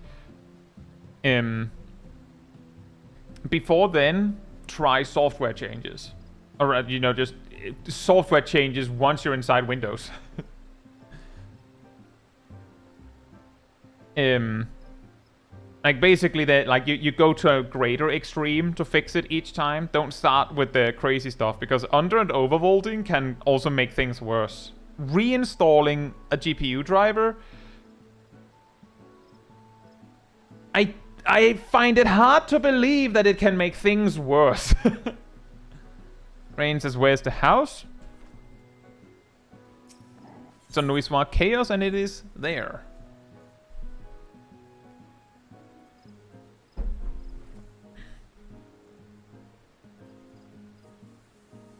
Make sure your computer isn't cooking your CPU without your knowledge. I will say, Kat, that if it's bought at a respectable manufacturer, then they probably know what they're doing. When I had my initial some troubles with that Intel CPU, I learned that some of the problems was because I didn't install the optimized BIOS update from my manufacturer, as opposed to the one from, you know, Asus or whatever. So sometimes just not touching anything because the manufacturer knows best is the move. Depending on the manufacturer, of course. If it was like in my case, if I had trouble with my PC, I would just call my manufacturer before making those changes, because I trust that they know best. And they kinda do. If you just replace everything, I'm sure the problem will go away. Oh yeah, probably.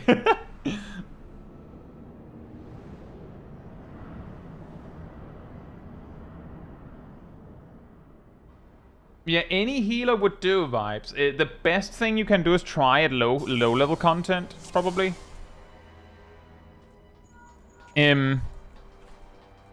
White Mage is probably the one that you like get to learn the basics the best. But what really matters is that you get some practice. If what you need is practice with NPCs, just do duty support, that's also fine, because ultimately what you need is enough practice that you feel confident.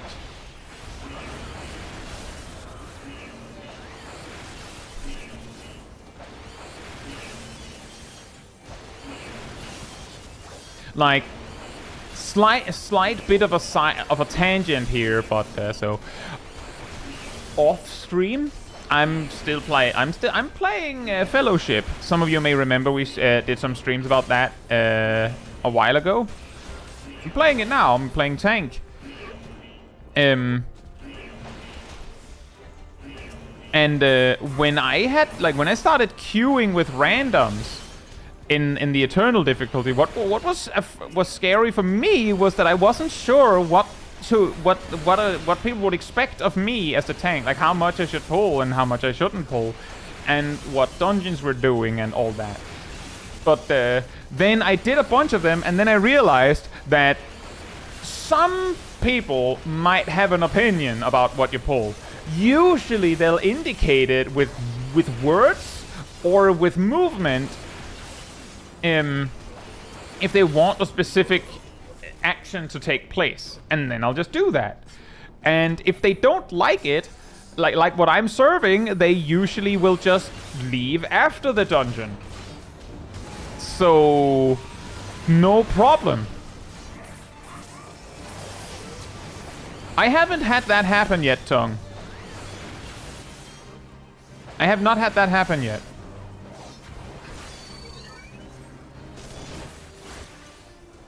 In fact, in Eternal difficulty, I have yet to have someone leave in the middle of a dungeon. They usually finish. I like to imagine that part of the community for that game is tight-knit enough that it might be a bad idea to be a jerk to a tank. Because some days, it might be me or no one, and if I don't like you, then you have a problem, not me. There's a little bit of a tank shortage, shocking everybody. But I learned this by just doing runs and just realizing that, wait a minute, no one cares. No one is gonna make a big deal of it. If I don't pull enough, they'll say pull more, or you can pull more, or they'll just pull more for me, and I don't mind. Go ahead. And you learn this by doing the content. You learn it by doing the content, just playing the game.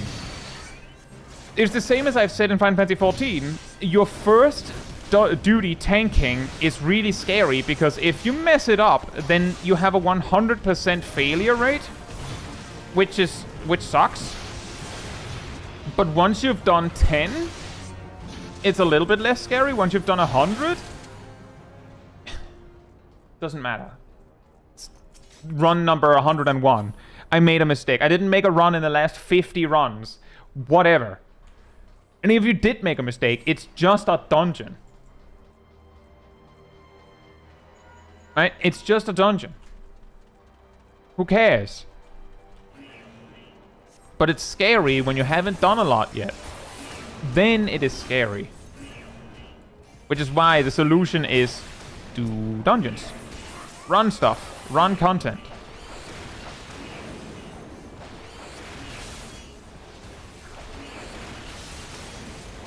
It's also a little bit similar to how you'll see that players that are like really focused on optimization but maybe don't do, for instance, Savage content, maybe a lot more like stuck on the fact that no, you have to do the optimal thing, you have to do the optimal rotation, you have to optimize, because if you don't, then what's the point?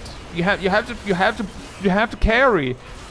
And then you see people actually doing Savage regularly. They're like, well, I mean, if you do your rotation somewhat right, like mostly right, it's fine. You can still kill the boss. Whatever. But you learn that confidence by doing enough content and, you know, kind of winging it when you have to the point where you're like, wait a minute. It always works out when I just when I just try my best, it tends to work out. So that's fine. That's good enough.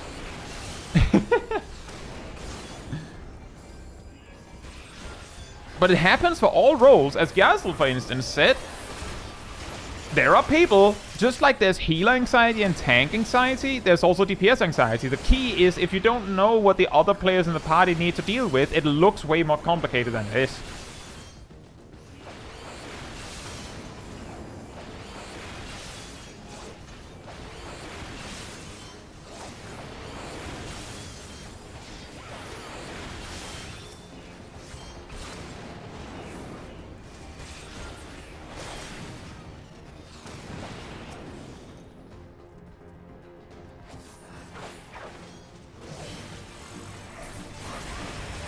Hey Varian, hope you're doing well.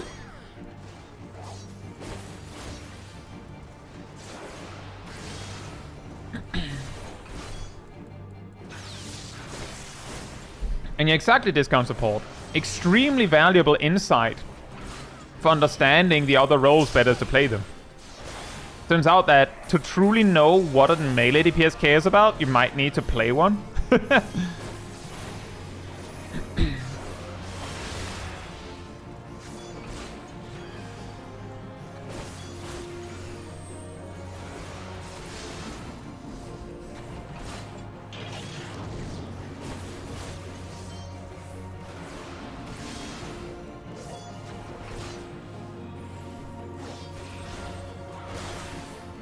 I think the key that you're learning there, Vibes, is that you're a lot better at the game than you think you are.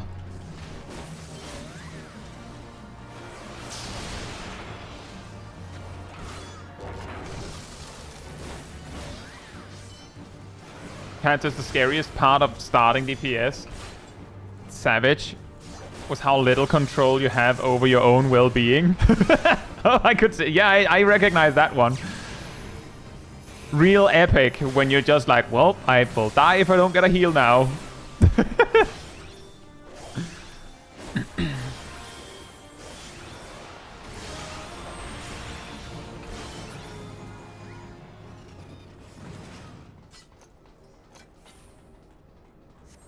The trick there, Falca, is that every time I dodge those mechanics of melee DPS, people in the chat will always be like, why don't you just take it and heal yourself?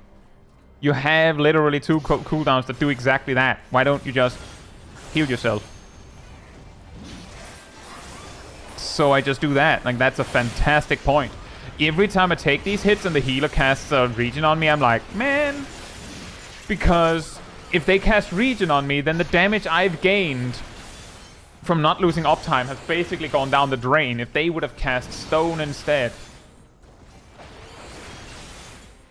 But then I remember that I'm doing Casper Mirianum, and that one stone cast is not gonna matter in the grand scheme of things.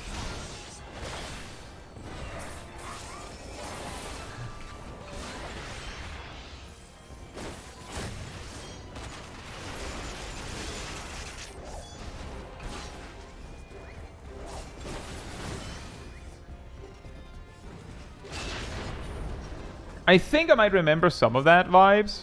But yeah, at that point, I would either think that I'm getting actively trolled if I was you, or just go, you know what? I don't have to clear this dungeon. I think I'm just gonna leave. Like, sometimes you have to ask yourself, am I actually willing to deal with this? No, actually. Discount support says, think of it this way, 1 healer GCD is less than 1 DPS GCD, so it's still a gain. That actually varies at this level. Let's just say that a white mage casting stone 2 is, let's see, I believe it's 190 potency? So, that's plus 30%.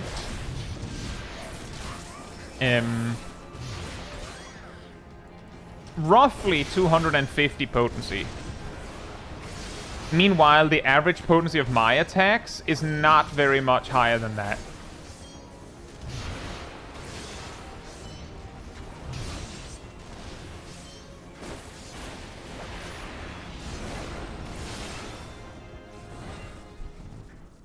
It kind of depends on the job. There's also the part that, then you remember that I could have just stepped out and used Piercing Talon, and Piercing Talon plus Stone is more than my average potency. So, if the White Mage loses a GCD because I couldn't be bothered to step out, at this level, that's probably a loss. It's even crazier because healers actually handily beat tanks on AoE, and on single target to some degree, at level 50. Because of the tanks having the inherent 20% down, and the healers having a 30% up. It's crazy.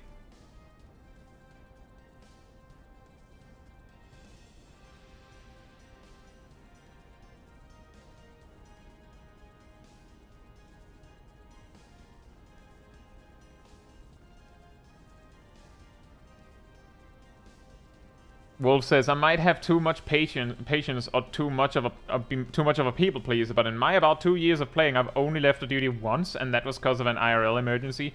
Out of my years of playing, the only time I've left first to like get the penalty was a Dead Ends run. I've told this story before. The tank was a Dark Knight. I don't remember what the DPS were, but they were jerks too. I queued Expert Roulette, I believe, and landed Dead Ends. Like 30 minutes before the daily reset, hoping to clear it quickly. The tank didn't use defensive cooldowns. And when I asked them to use something, they just slammed Living Dead at the start of, like, they pulled 2 packs, slammed Living Dead, and lo and behold, it ticked out. And then didn't use anything else. So I then asked if they could maybe use actual cooldowns, because back then, Living Dead, I don't believe they had added a part where it actually healed you yet. So Living Dead wouldn't actually do anything defensively. Not really. Not very much anyway. It would still leave me responsible for healing them. So I asked if they could use some proper cooldowns. It didn't really get to that. Then we got to the first boss in Dead Ends, which some of you may know. And the tank died twice to damage from not knowing how to dodge things. And also died to, like, everyone got the debuff enough times that I couldn't save everyone. And when we then inevitably wiped, the 2 DPS apologized to the tank for something. And then I determined that I couldn't be bothered and I left. Oops.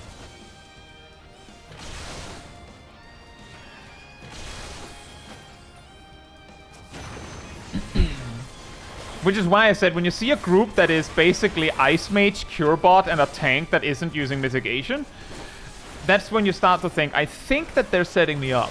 I think they're actively trolling. And one thing you can do then is see if you can determine that they are actually trolling. Maybe you can get them to admit it, and in which case you might have a report on your hands. Or you just leave. You just leave. He wasn't using mitigation. He wasn't not using mitigation. It was a paladin without a shield. If they literally didn't have a shield equipped, then they were actively not using mitigation. They were not. They had unequipped their ability to block. That is choosing to not use some level of mitigation. It also loses them stats. They were undergeared.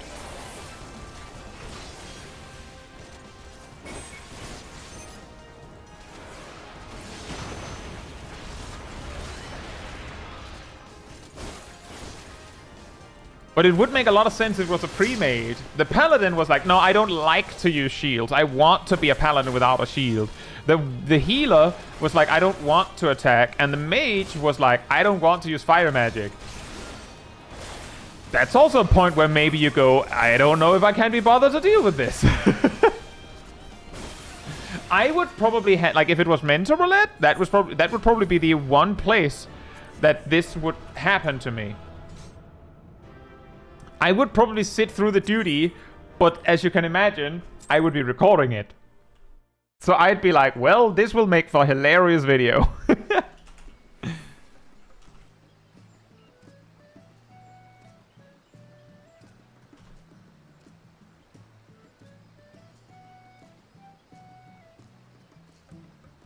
Anyways, I'll be right back, and then we will continue.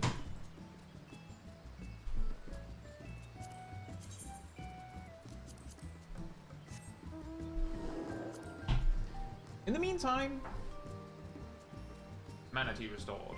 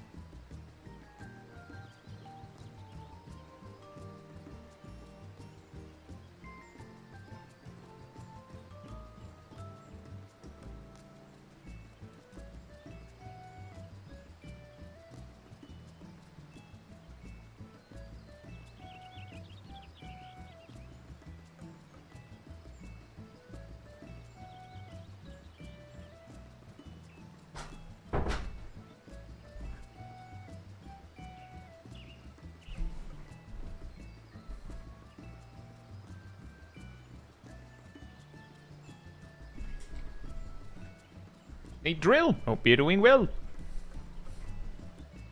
Exodi says, I'll never get over the bard in Vanguard who didn't use songs that decided to tell me how to heal when we wiped through the birds because the damage was so low I ran out of resources.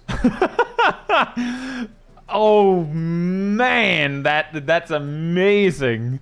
That reminds me, like the other day, so I have a short on YouTube called something to the effect of why some healers don't attack. It's a clip from a stream where I basically explained how, like it's a clip from a longer conversation where basically go, well, the reason why some tanks might not feel compelled to spam their AoE attacks is because it doesn't heal them, it doesn't make them take less damage. Similarly, a healer might not attack because they're like, well, I'm the healer, my job is to keep everyone alive, and attacking doesn't make people stay alive better. Forgetting the part where damage is mitigation. Kill the enemies, then healers, then you will have to heal less. And I regularly get some hilarious comments on that short. Because one half doesn't understand that damage is mitigation means healers should attack, so they then go on this tirade of explaining to me that healers should be attacking when that was the first thing I said. Because they understand that healers should be attacking, but they don't know what damage is mitigation means. And then the other half is players that distinctly, strictly believe that healers shouldn't be attacking. And it's an abomination that anyone thinks otherwise. And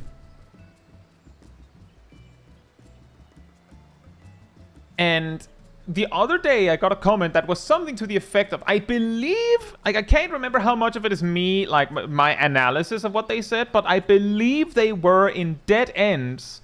The tank was a warrior, and the warrior died like 3 times, allegedly because the healer was attacking. I almost responded to them, but determined that anything I would say wouldn't be heard anyways. But the things on my mind in this conversation is, 1, if the tank died 3 times because the healer was attacking, maybe the healer wasn't using any OGCDs. Maybe the healer wasn't using a Shuna. Fair enough on that. That's maybe a problem. However, counterpoint, a warrior can solo dead end synced. So that's also a skill issue on the tank's point. Thank you, Ardell. And also, hey Shaq, hope you're doing well.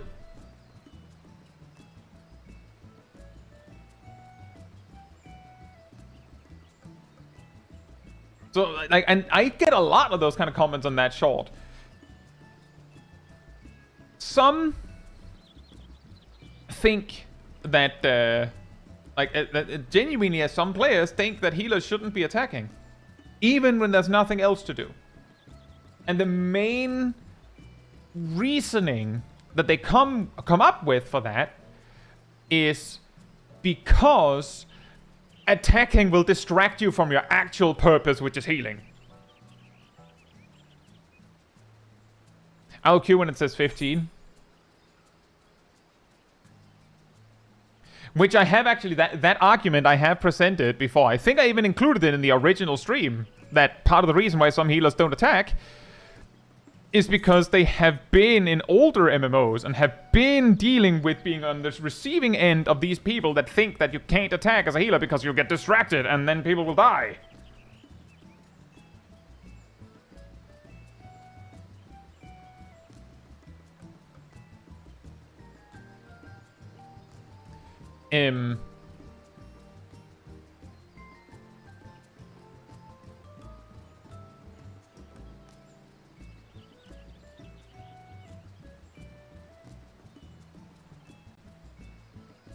Symmetricon says, I wonder what they think about all of Sage's attack buttons. Indeed. Alright, DPS, enjoy your... Well, I guess I hope you enjoyed your skiing holiday. Yeah, I don't quite know if you're still on it. But I do hope you have a good time. And good night to you. And thank you.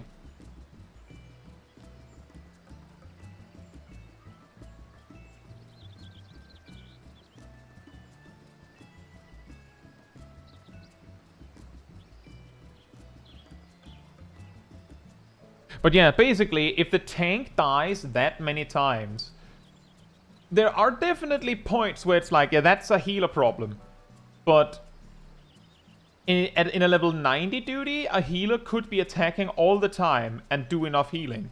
Which is to say, this person observing that the healer was attacking is like, that doesn't tell me anything. Okay, but did they use OGCDs in between? Did you see whether they did OGCDs in between? Did the tank die instantly? Do you remember? Did they die from a debuff? Like, what happened? You're not leaving enough information for me to actually pick it apart. Who else was in the party? If there was a bot, then maybe they could have saved the tank.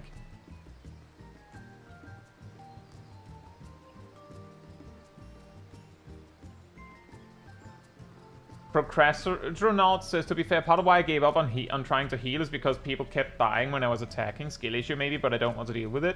Obviously, the way that this whole thing works is that you attack once you feel comfortable attacking. You're using your time where you don't need to heal on attacking.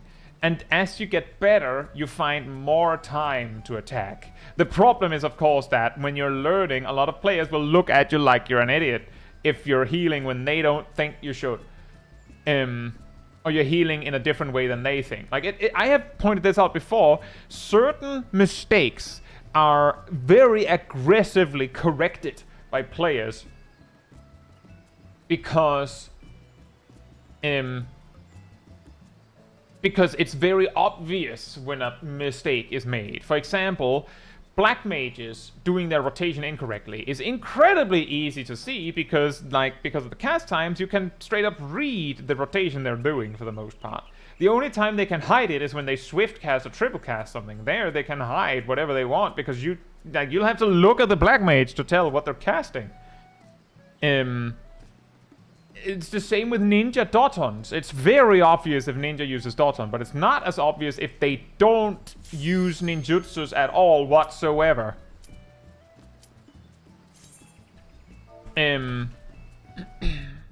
Or healers using cure. It's really obvious.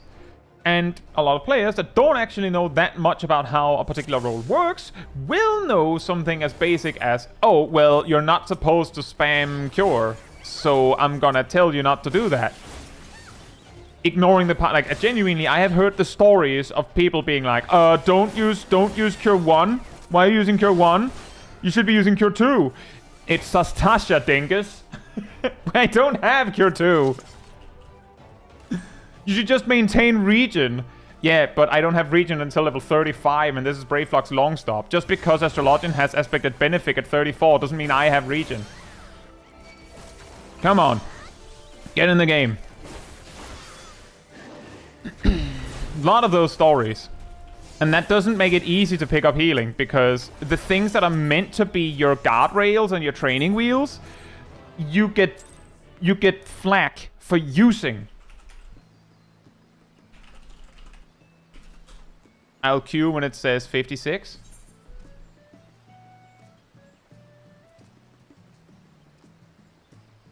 Jose, Melissa, and Bojillo, hope you're doing well.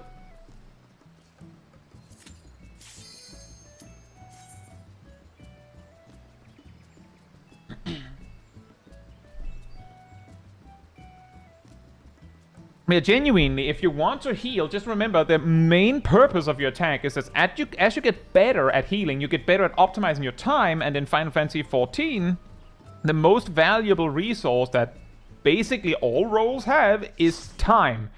And that also applies to the healers. So as you optimize your time investment in healing, GCDs, you get more and more time to attack. And basically every time you attack, it's basically you checking into your party and saying, look how good I am. Look at it like that. Every time you attack, you have demonstrated that you have time to spare. And you chose to help. Which is good.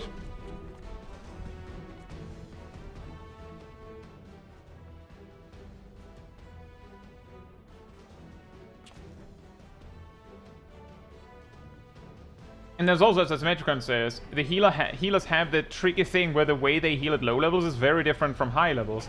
And most advice is for high levels. Exactly. Precisely. And don't worry, procrastinauts. I was not suggesting you didn't know. I was more so explaining that it doesn't have to be this way. It doesn't have to be that bad.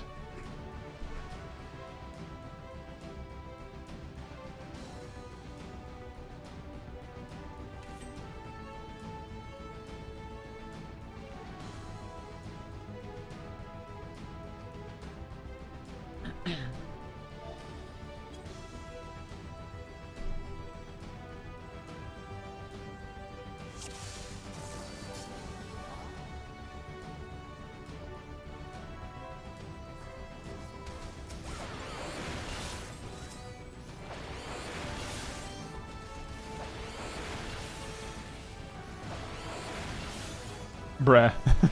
Bruh. Okay, well, pro tip, don't move your daughter. Bruh.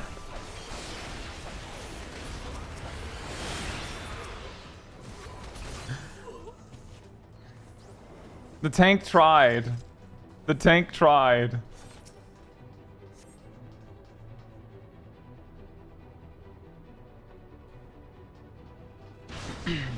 Tank repellent placed.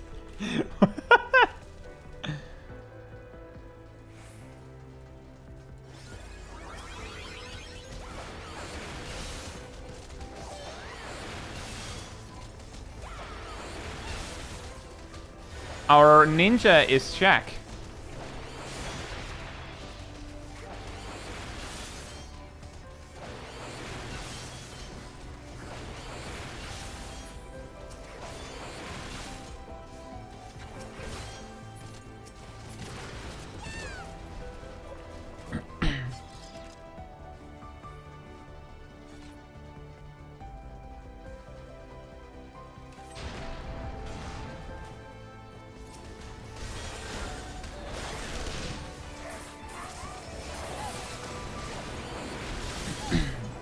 Yeah, I don't know, procrastinauts. I will say that if you're trying to attack, like a little bit, then for the most part, people shouldn't be saying much.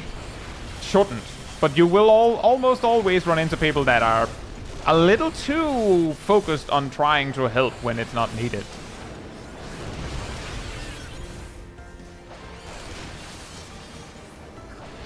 Again, it circles a little bit back to what I was just talking about Fellowship, is that I have done dungeons where, like, I do the pull that I want to do, and then the DPS, or sometimes the healer even says, you can pull more. And then I pull more, and then it ruins my entire route for the dungeon, and then things get weird, and then we wipe. I'm like, yeah, are you gonna recognize that that was your fault? Because I don't think you are.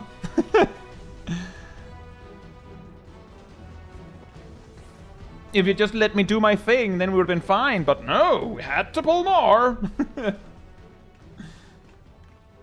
I'm not gonna comment on it. I just say sorry, and then we pull differently. Other times I say nothing and don't change my route at all. Like, they're like, you can pull more. I look at the damage meter, because Fellowship has a damage meter, and go, nope. No. Disagree. Big fat doubt on that one.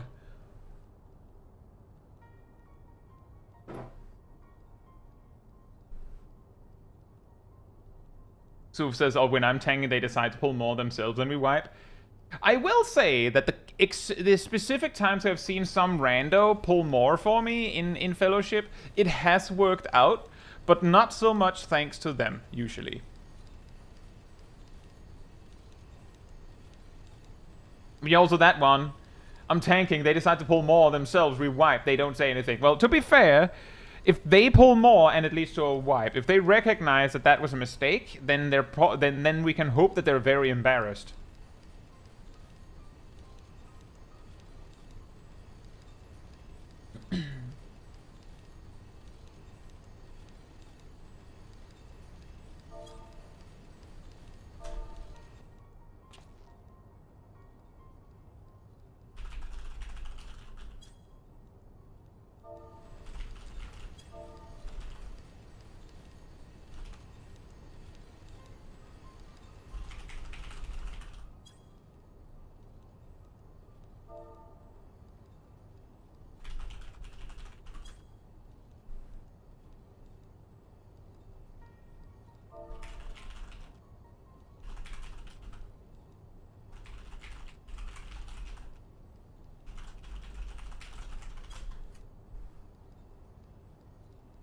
Our healer asked how to skip.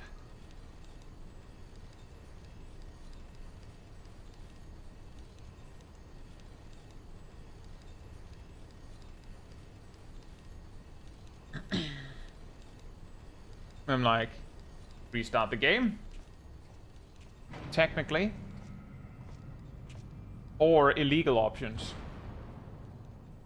And then I explained that the reason why these roulettes give so much reward is exactly because you can't skip them normally.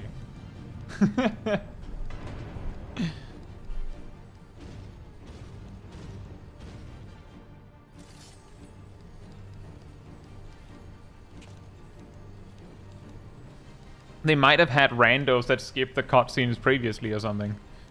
Which is why they think that it is possible.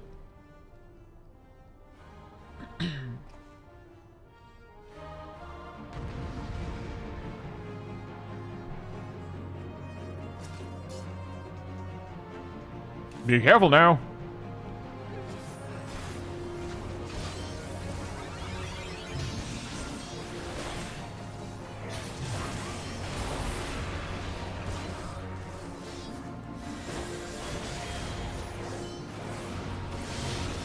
A sage asking it is extra funny? Yeah, I guess so, but they are a sprout.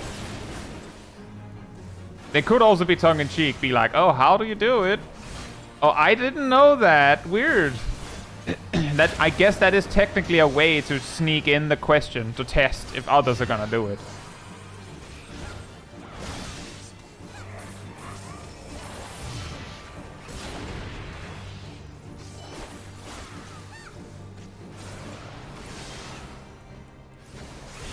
Thank you, Aradil.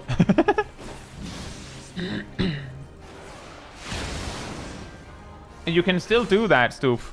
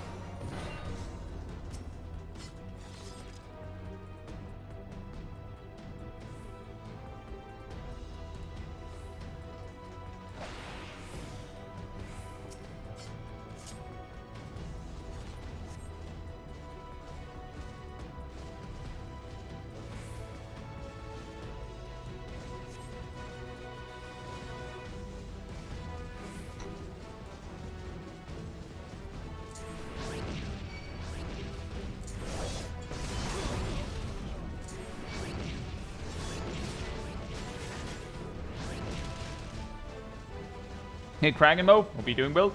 Brain music is my mental cue to think, should I do a load of laundry?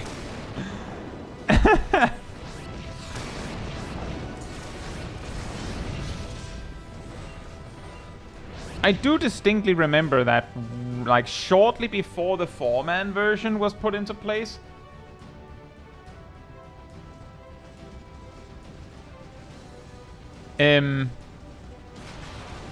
Like, shortly before, it had started to become popular to skip, which led to the point where, like, I think I had actually seen parties where people straight up blatantly complained when other randos in the party didn't skip. This then went away when it became a 4-man version. I shrugged why that is. That's just a random thought, but why we only use the first letter of B as shorthand, but don't do the same for Sky? That's because the the actual website is called, I do believe it's called B Sky, Guzzle. If you actually write the URL.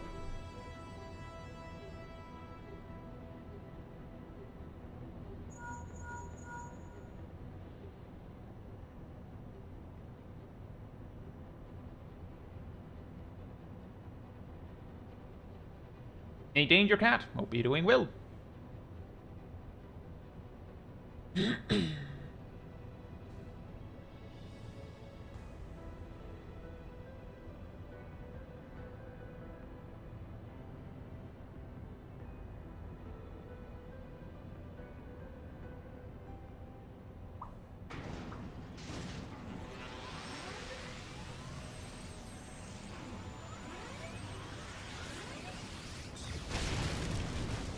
Here's someone trying to cast your show when they don't have it. Oops.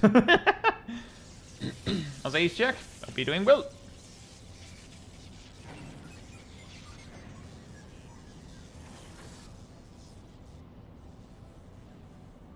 This dungeon reminds me of walking through a retirement facility, listening to boomers drone on about how great they were back in their day, and then stomping the life out of them.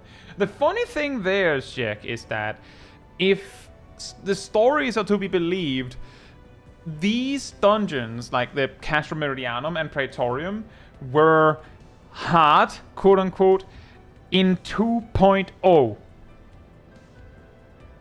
Because, you know, back then, the jobs were weaker, there were things jobs didn't have. For instance, warriors initially didn't actually have a proper defensive cooldown. Weird stuff like that.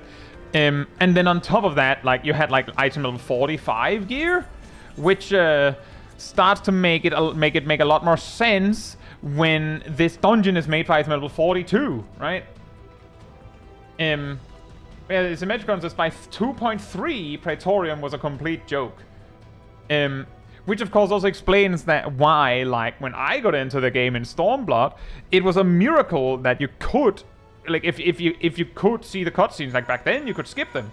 But at some point they make them unskippable because people ran the dungeon so fast that if you skipped the cutscenes and, you know, did the boss and ran on, then the players actually watching the cutscenes would watch the cutscene and still be in the cutscene when the next cutscene was queued up, which, due to the way the game is designed, just meant they didn't get the cutscene. So the ones, so like the thing is, the general way people went about this back then is that they said, yeah, just watch a cutscene, it doesn't matter. If we can't push on, we'll just wait for you, it's fine. We'll progress and it'll be fine. You watch. No one complained. I didn't see anyone complain about people watching cutscenes, ever.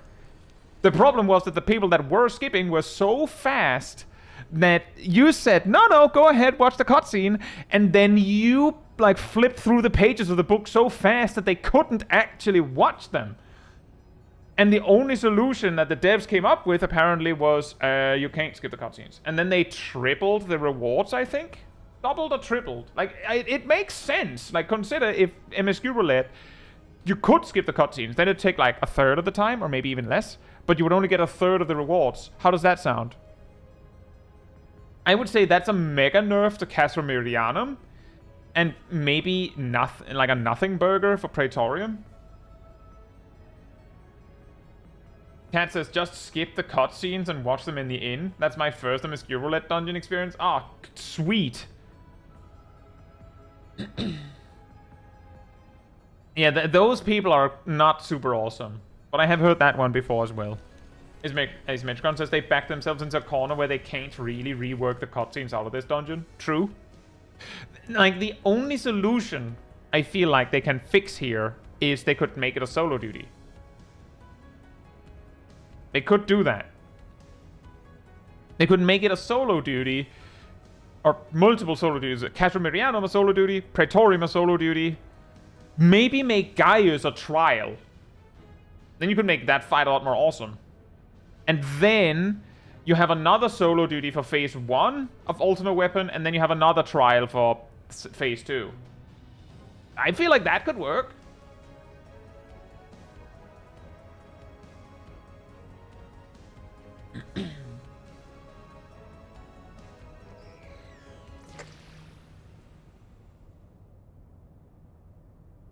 It could also be a Gaius plus Ultimate Weapon, some sort of trial combo, but exactly the problem with there being a cutscene and stuff in between is what makes it a little difficult. Like, you wouldn't want to get rid of the La Habrea monologue either, would you? So my suggestion being that Gaius has a trial, and then there's a solo duty, and then a trial again. Is exactly so that you can preserve the La Habrea monologue. The crazy thing is that if they did that, you would have solo duty, trial, solo duty, trial, solo duty, because La Habrea afterwards is also a solo duty.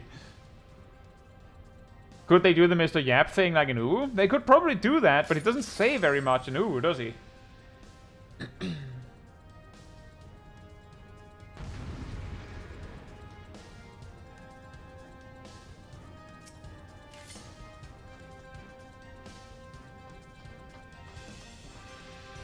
But there are ways to do it. But it does involve some solo duties, because there's a lot of cutscenes that they probably not want to get rid of.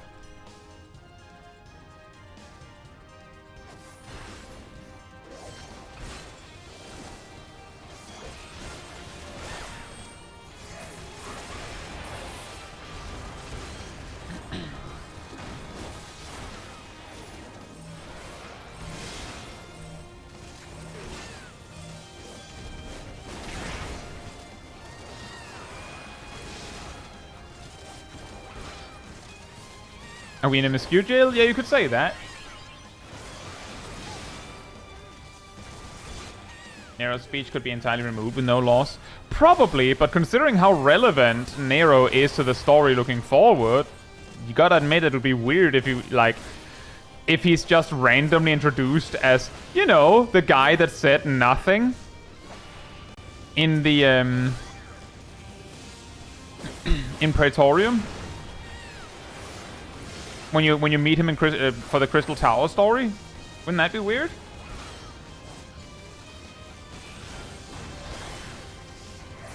Gazel says, I miss the days back when we could all fight the Asian together at the end. Well, let's just say that at least when I got into the game, what usually happened is that if you actually made sure to skip the cutscene, what it would come out to is someone with a slightly faster PC had already pulled, and La Brea was at like 90% HP on a bad day.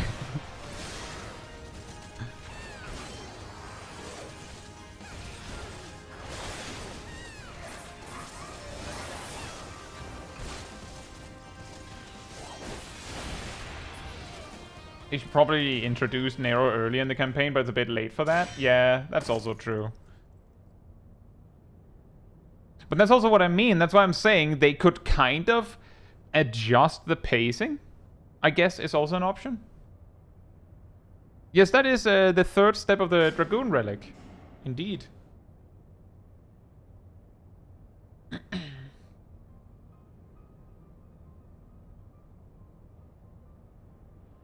They should probably do a lot to the pacing of AI as a whole. Just saying, you know, the funny thing there, Tongue, is that they have already removed a lot of AR quests. Depending on when you got into the game, you may or may not know about a whole completely pointless side quest about getting tea leaves for Tataru that doesn't lead to anything. If you don't remember it, it's either because it was so meaningless that you just don't remember, or because you never saw it.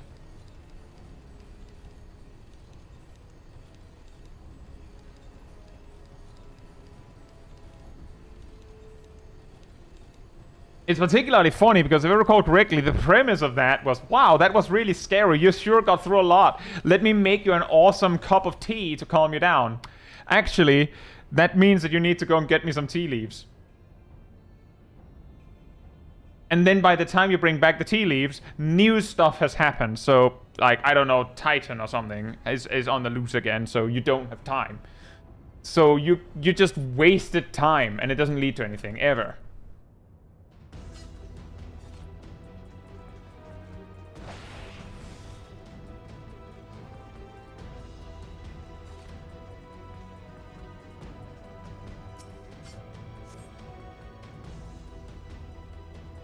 Can't forget the Shogo sniffing quest. Yeah, I don't remember that one. But yeah, exactly. Precisely.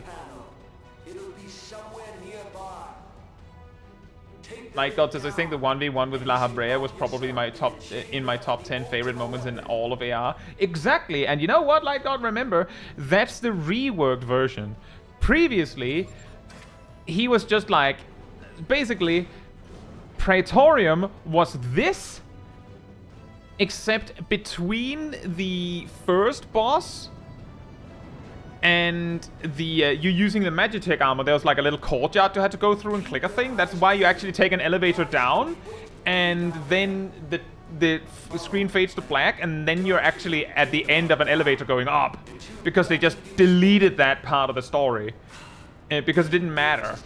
And then you do the Magitech armor thing, and then you fight Nero. And then you fight Gaius. And then you fight Ultima Weapon. And then La Brea has his monologue. And then you fight Ultima Weapon again. And then there's a little cutscene. And then La Brea fights you. And he's very easy.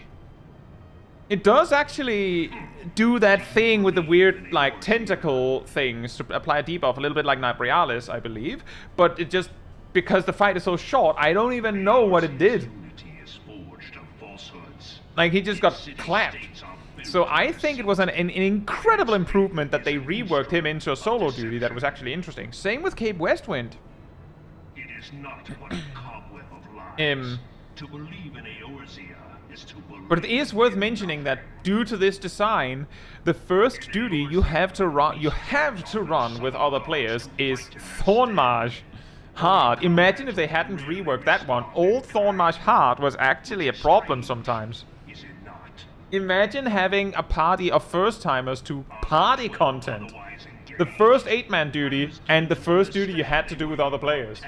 All at once. If you truly believe them your god, that served you so well in Cartano and call them I agree, down. Asymmetricon. It would be nice if there was like more 8-man sort of duty-like content. I could see that. Also, you say you do. Hope you're doing well. With crystals and gorge them on ether. Your gods are no different from those of the beasts. Icons, everyone. Except for this. And you will see Caetsu's the Nero thing is kind of weird because I was in Shadowbringers post-story when I did the Crystal Tower raids for the first time. Yeah, I believe I was too. And then, around then, that's when they went, oh, wait a minute. We should probably make sure players have done that. what drives even men of learning, even the great Louis Soir, to grovel at their feet. But yeah, if they made these things, some of these parts, solo duties, they could, like, the trial, like, making the Gaius fight a trial would mean they could make that fight a lot more interesting. And if they made everything leading up to him solo duties, then they could focus on that storytelling part for those interested. And they could still have a cool fight with Nero and things like that. They might even go, that whole robot thing, screw that. We'll just, like, there's going to be a lot of dialogue, and then, like, you fight, like, a bunch of goons, and then there's more dialogue, and then you fight Nero, and that fight is really big. And then you fight Gaius in a trial, and then there's, you know, a really embellished solo duty with the ultimate weapon, and then when you get him on the back foot, then trial appears, and you do that fight, and then you go on to fight La Brea solo again. Like, they could make it really cool, is what I'm saying. That's how I see it anyway. And in this land of creeping mendacity, that one truth will prove its salvation. Naomi says, I had to do Crystal Tower raids mandatory and put me off of story progressing for a few weeks because I was scared. I was a scared little Sprout healer who did not like the idea of healing 24 people. Yeah, I could see that. It is only right that I should take I could definitely see that. for none among you has the power to stop me.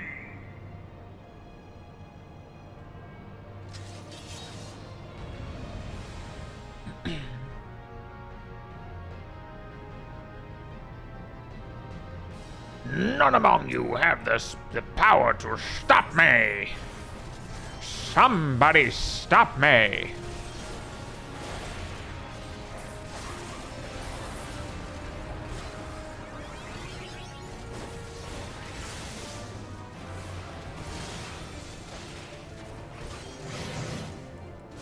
It sort of does, Falca, and then sort of not, because you have to start the New Game Plus from a specific story moment, which means that, for instance, if you want to do the solo duty at the end of Endwalker's leveling story, I do believe you have to do, like, a third of the leveling story.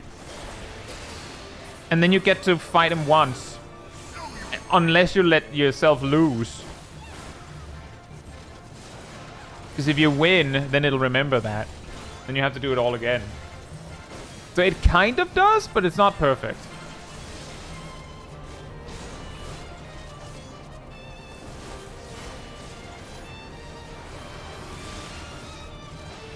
Yeah, I suppose that would do it, Falca. That would do it.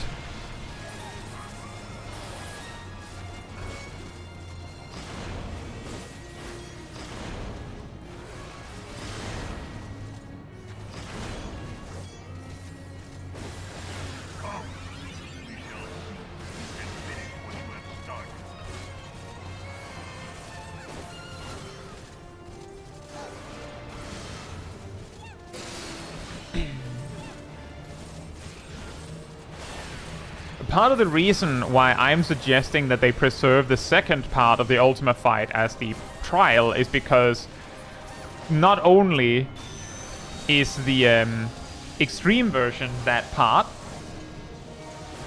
the ultimate version is also that part, technically. So it would be weird if that one was not the thing that was preserved as a trial, in my opinion.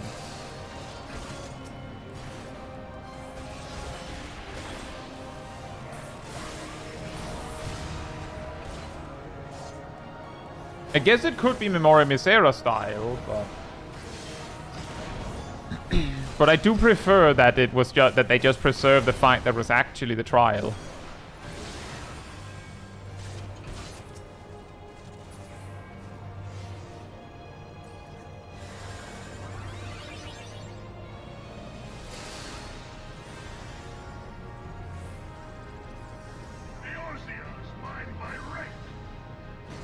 And also, if the second phase was a solo duty, then what you would have is trial solo duty, because the La Brea fight is also a trial.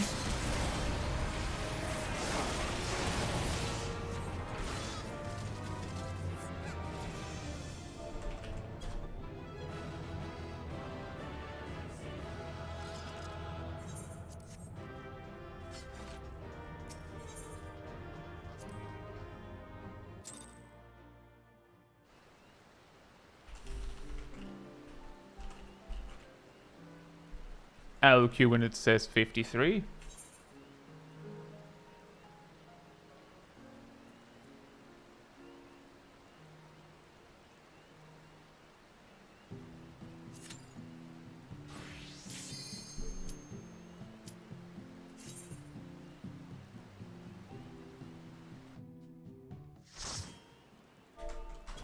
Oh boy, we got him! We got Buckman, guys!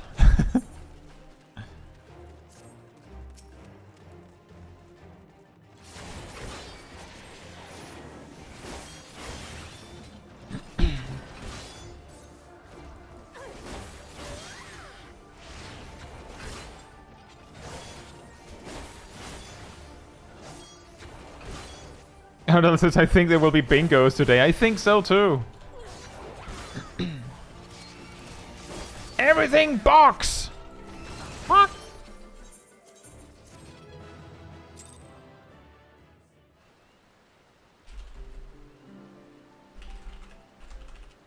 I'll queue when it says 16. Hey Sally, hope you're doing well. Bogman needs his own spot on the bingo sheet. I feel like that would be a little weird because he's almost always there. Wouldn't that be too easy?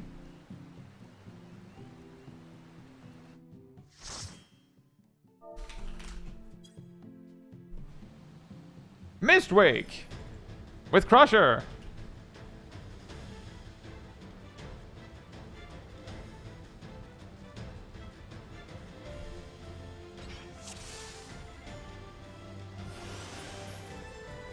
What's the point of talking to the NPCs in Guild Heads instead of quitting directly? You don't get your money reward for doing the Guild Heads if you don't talk with the NPC. So you don't get your boss fare. Whoop.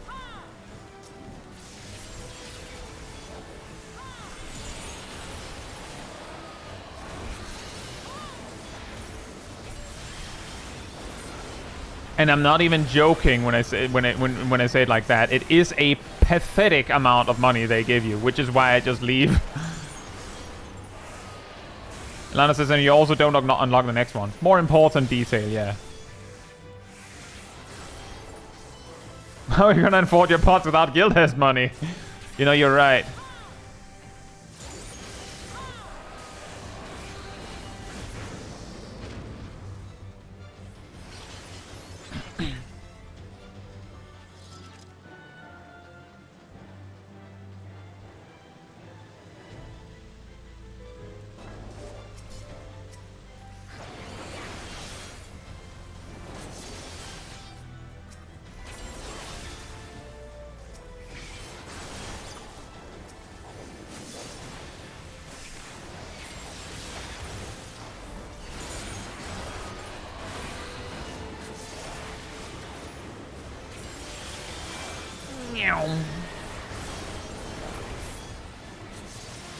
That's up over 100 runs.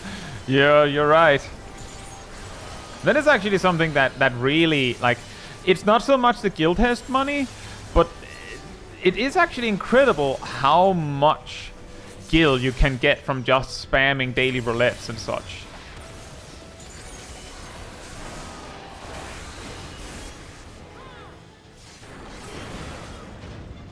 Even if you don't do it as the job in need.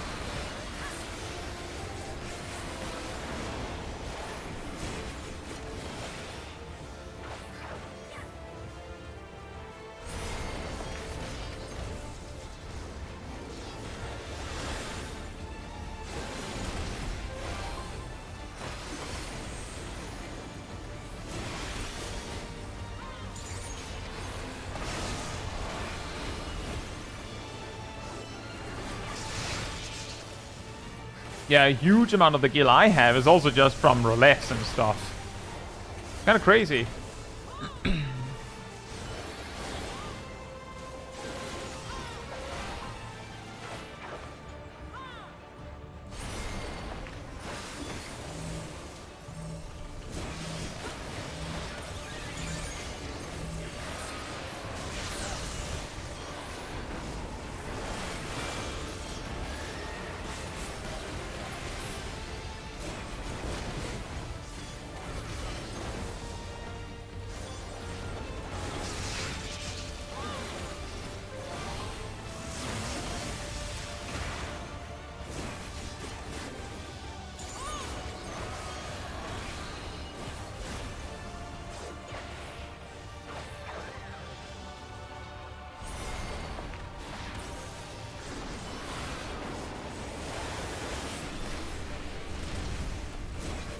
But I also notice in periods where I'm not doing daily roulettes as often, it's a lot more noticeable how much money you do get from dailies.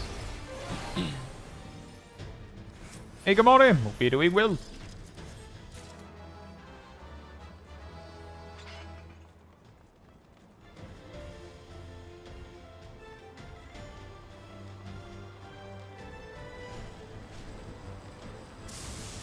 Yeah, the thing is, a lot of the gold guild sinks in the game are like housing, technically in a way repairs,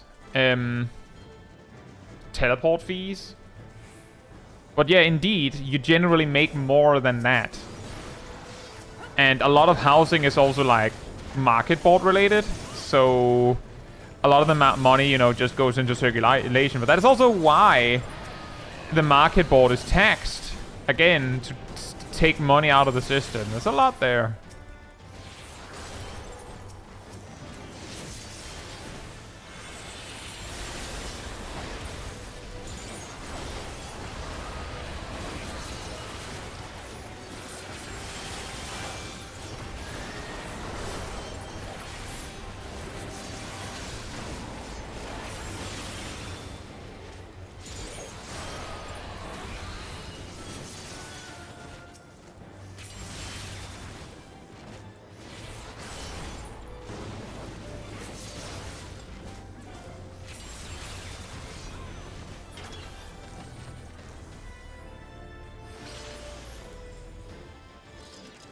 An interesting thing there, Necrophits, is that the Aetherite tickets are essentially just allowing you to turn a currency into gil.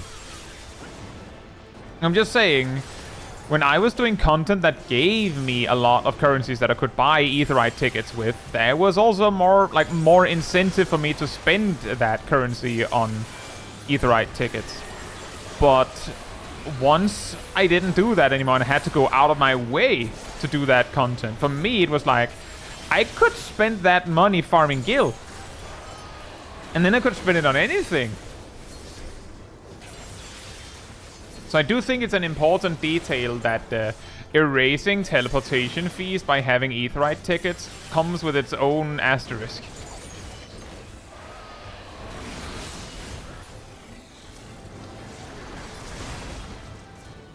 In fact, self-repair is just a flat 100% plus to a gear piece is so good. As I recall, the repair costs are somewhat reasonable from NPCs, and they do repair a decent amount. But you are right, it is a lot more convenient. And there's also the little detail that you can't buy NPC repairs for anything except gil. So if you have other currencies to pay with, and you can buy matter with that, then, you know, that makes that better.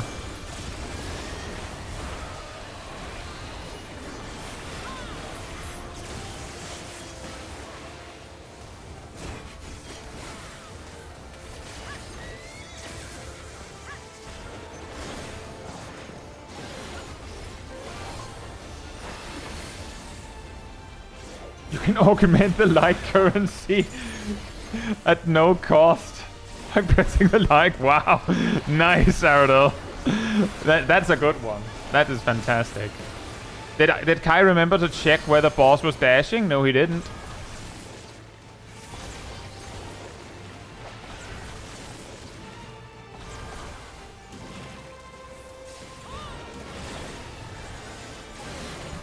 I feel like that was pretty amazing dodging.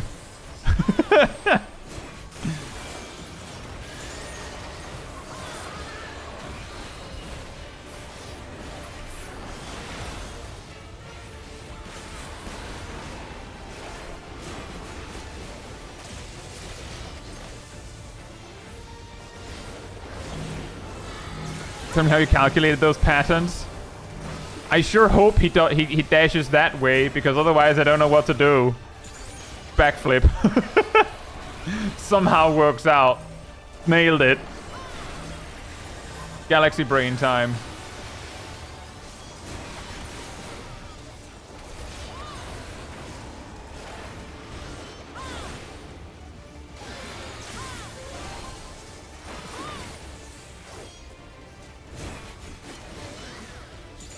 Boink.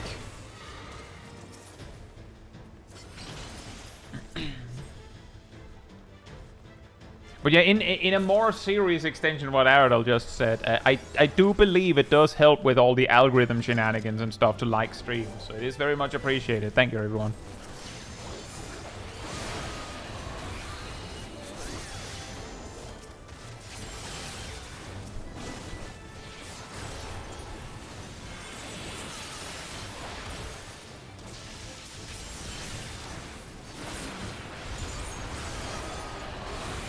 To the wall! Run! My god!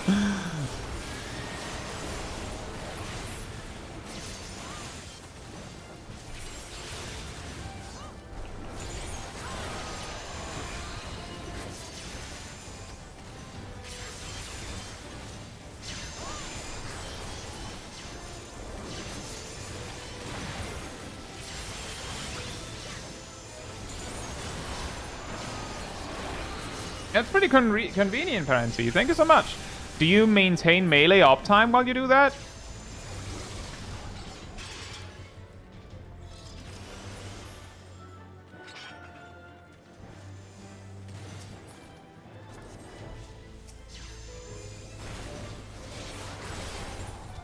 Fair enough.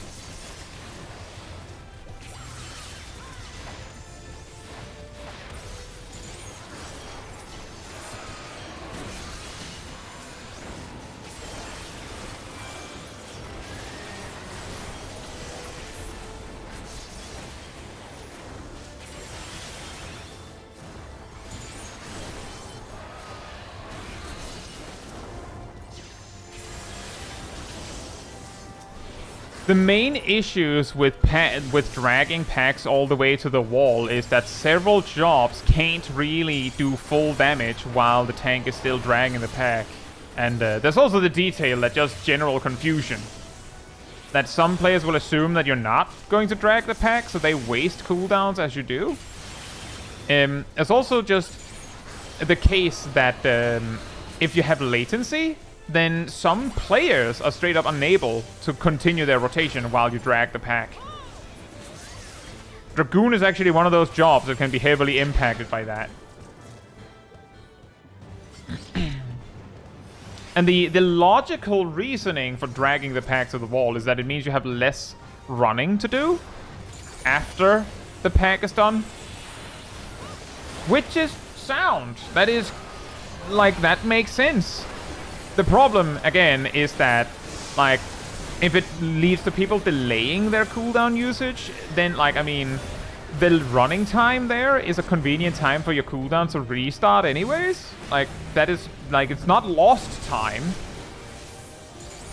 So it's not that bad.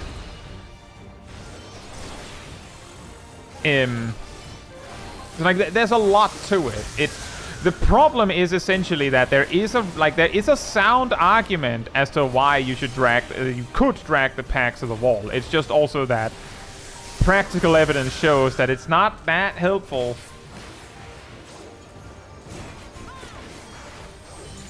So you, Penguin. Hope you're doing well. And congratulations! That's awesome.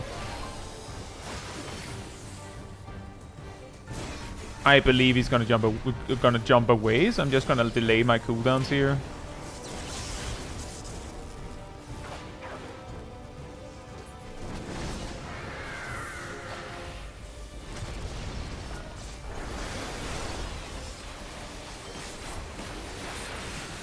Uh-oh.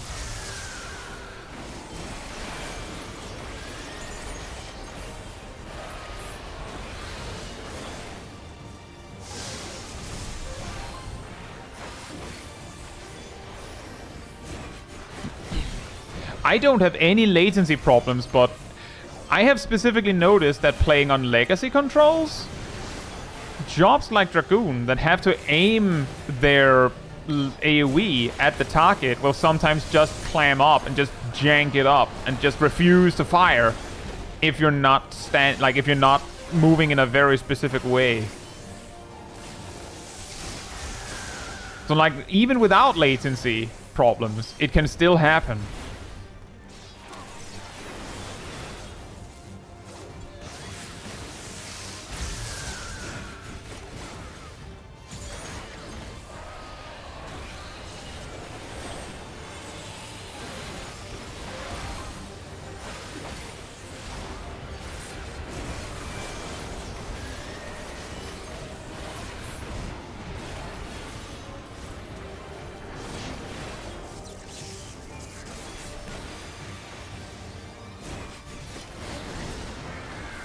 Well, I managed to get all of my burst out, so that's fine.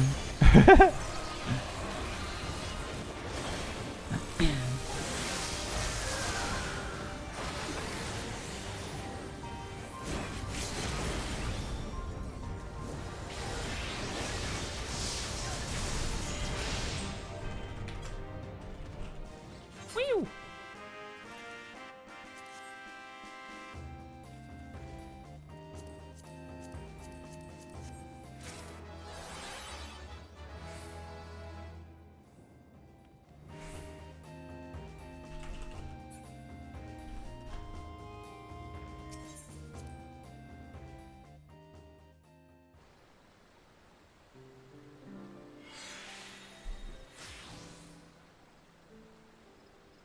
There he's draining the party off their cooldowns. Let's see. Negriffith says, what I hate is when a tank drags a pack not only to the wall, but into a smaller space where you can't even maneuver around the AoEs. Like, I'm glad they can eat them up front, but I can't exactly eat 15 AoEs as a melee. Yeah. Yeah, that happens too. Or it can happen. But yeah, the biggest thing in regards to like dragging packs to the wall is two specific things. The first one is the latency issue. To me, the third thing is the whole but you're not actually saving time and all that. The second thing is that the player base as a whole will get used to a specific way to run the dungeon. That is also part of the reason why players can get very caught up in, you know, you pull this dungeon like this. Like, you pull these packs, all these packs, and you pull these packs like that, with only a few exceptions. Like, for instance, Stone Vigil, it is pretty normal to pull into the first big room, and then pull the rest, and then the boss. Things like that. But it's also, it happens that some people will do like a bigger pull, they'll only pull 2 packs.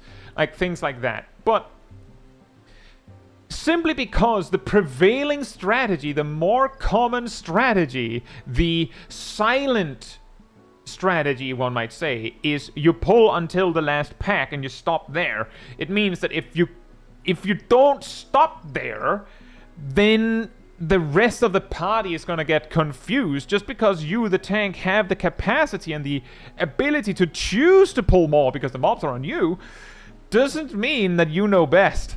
And basically, if you reach the ending point and you see the ninja go, alright, that's where tanks normally stop, I'll put a dot on down. If you keep moving, you have already lost, because the difference between these two strategies are small enough that if anyone wasted anything because you prefer to drag it to the wall, then your strategy is no longer winning. So it only works with some communication, essentially. And therefore, the better strategy is whichever one people are used to. Because if you do the other strategy, people get confused. And while this isn't like completely consistent, if you don't know what the normal strategy is, you can usually tell by running the dungeon a few times. Without even trying, you will see somewhat consistently that if you are not pulling enough in a Realm Reborn dungeon, like if you're not pulling the normal amount, quote unquote, you will consistently see a DPS run ahead of you, look back at you, and come back. Because they expected you to do something else. You don't even need to look it up. You don't even need to play a different role. You will, as a tank, eventually learn, oh, I think I'm not pulling the normal amount, if every time you run the dungeon, a DPS is confused.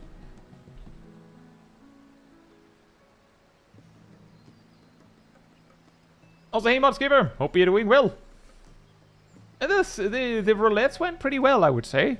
Although we only got like 13, we had a lot of queuing.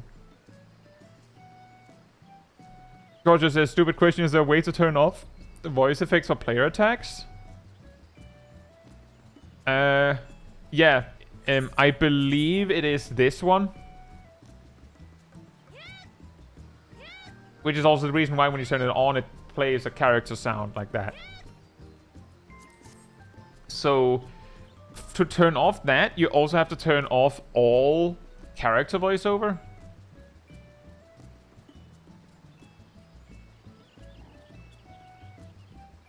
So not only do you lose out on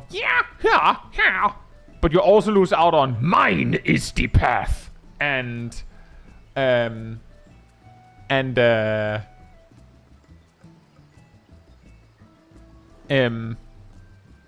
this was not my intention.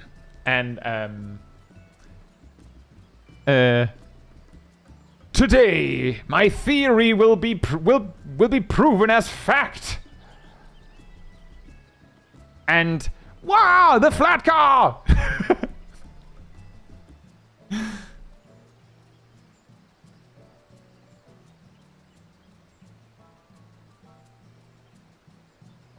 For the Emperor!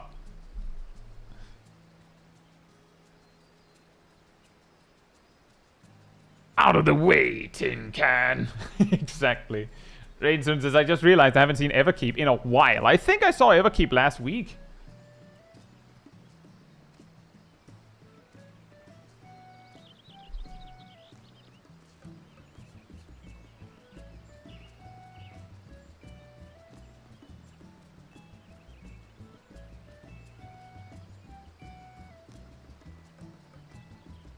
That is a lot of manatees. Hey, Yannick, hope you're doing well.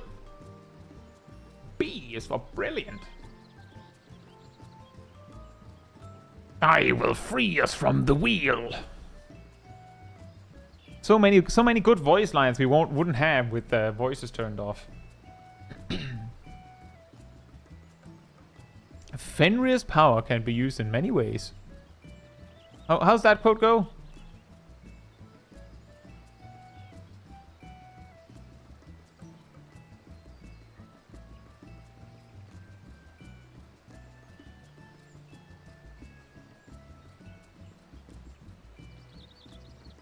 I wonder whose special cells these are. Fenrir's power can be used in surprising ways.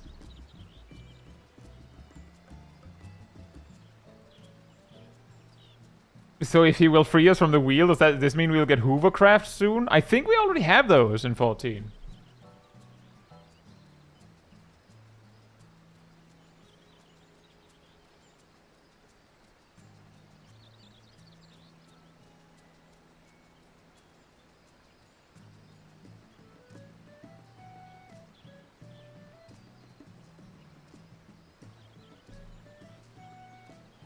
I am Pandemonium, and these cells are mine!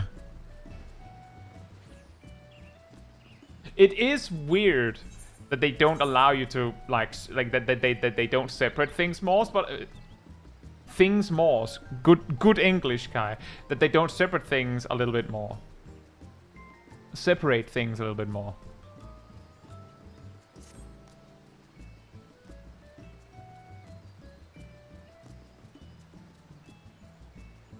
Scary and scatter.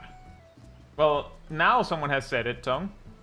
Rejoice! As Metricon says, says my favorites are the absurdly long quotes from Evilly's raids. Oh yes. There's extremely long quotes where you're like, bro, what?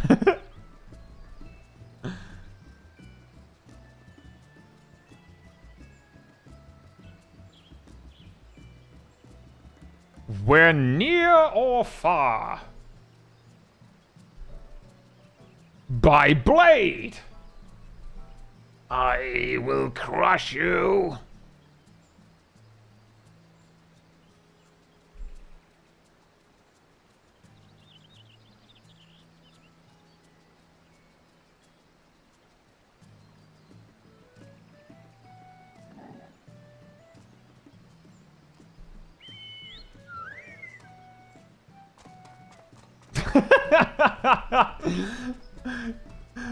I don't know the exact quotes because they're so long, but I do find it funny that Cat, I think, fished one out and Silva and Ham fished the same one out, and what these quotes all have in common is that where all the other quotes people brought out were like one-liners, these are distinctly two-liners.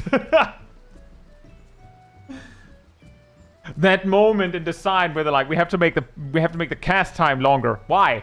Look, man, our voice actors can't say all that in time.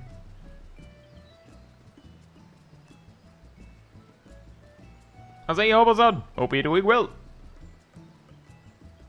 Anyways, we did get the 13 duties, which was, let's see, 1, 2, 3, 4 guild tests, 1 leveling dungeon technically, and 1, 2,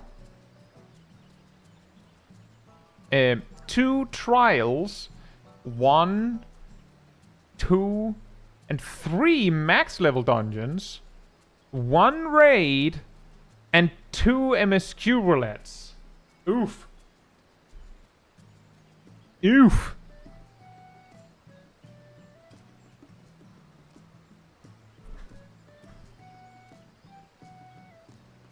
But with that said, I think that'll be all from me tonight. So if you'd like to be part of the Discord community server, there's a link right there in the chat. There you will find the weekly schedule where you can see what else is coming up in the coming days. I usually update it Sunday or Monday. You'll also find the announcement room with links to videos and streams when I put them out. And if you grab the reminder role in the role assignments room, you'll get a notification whenever I post a video or stream. As well as an extra one around 15 minutes before stream starts, so you can catch it right when we go live.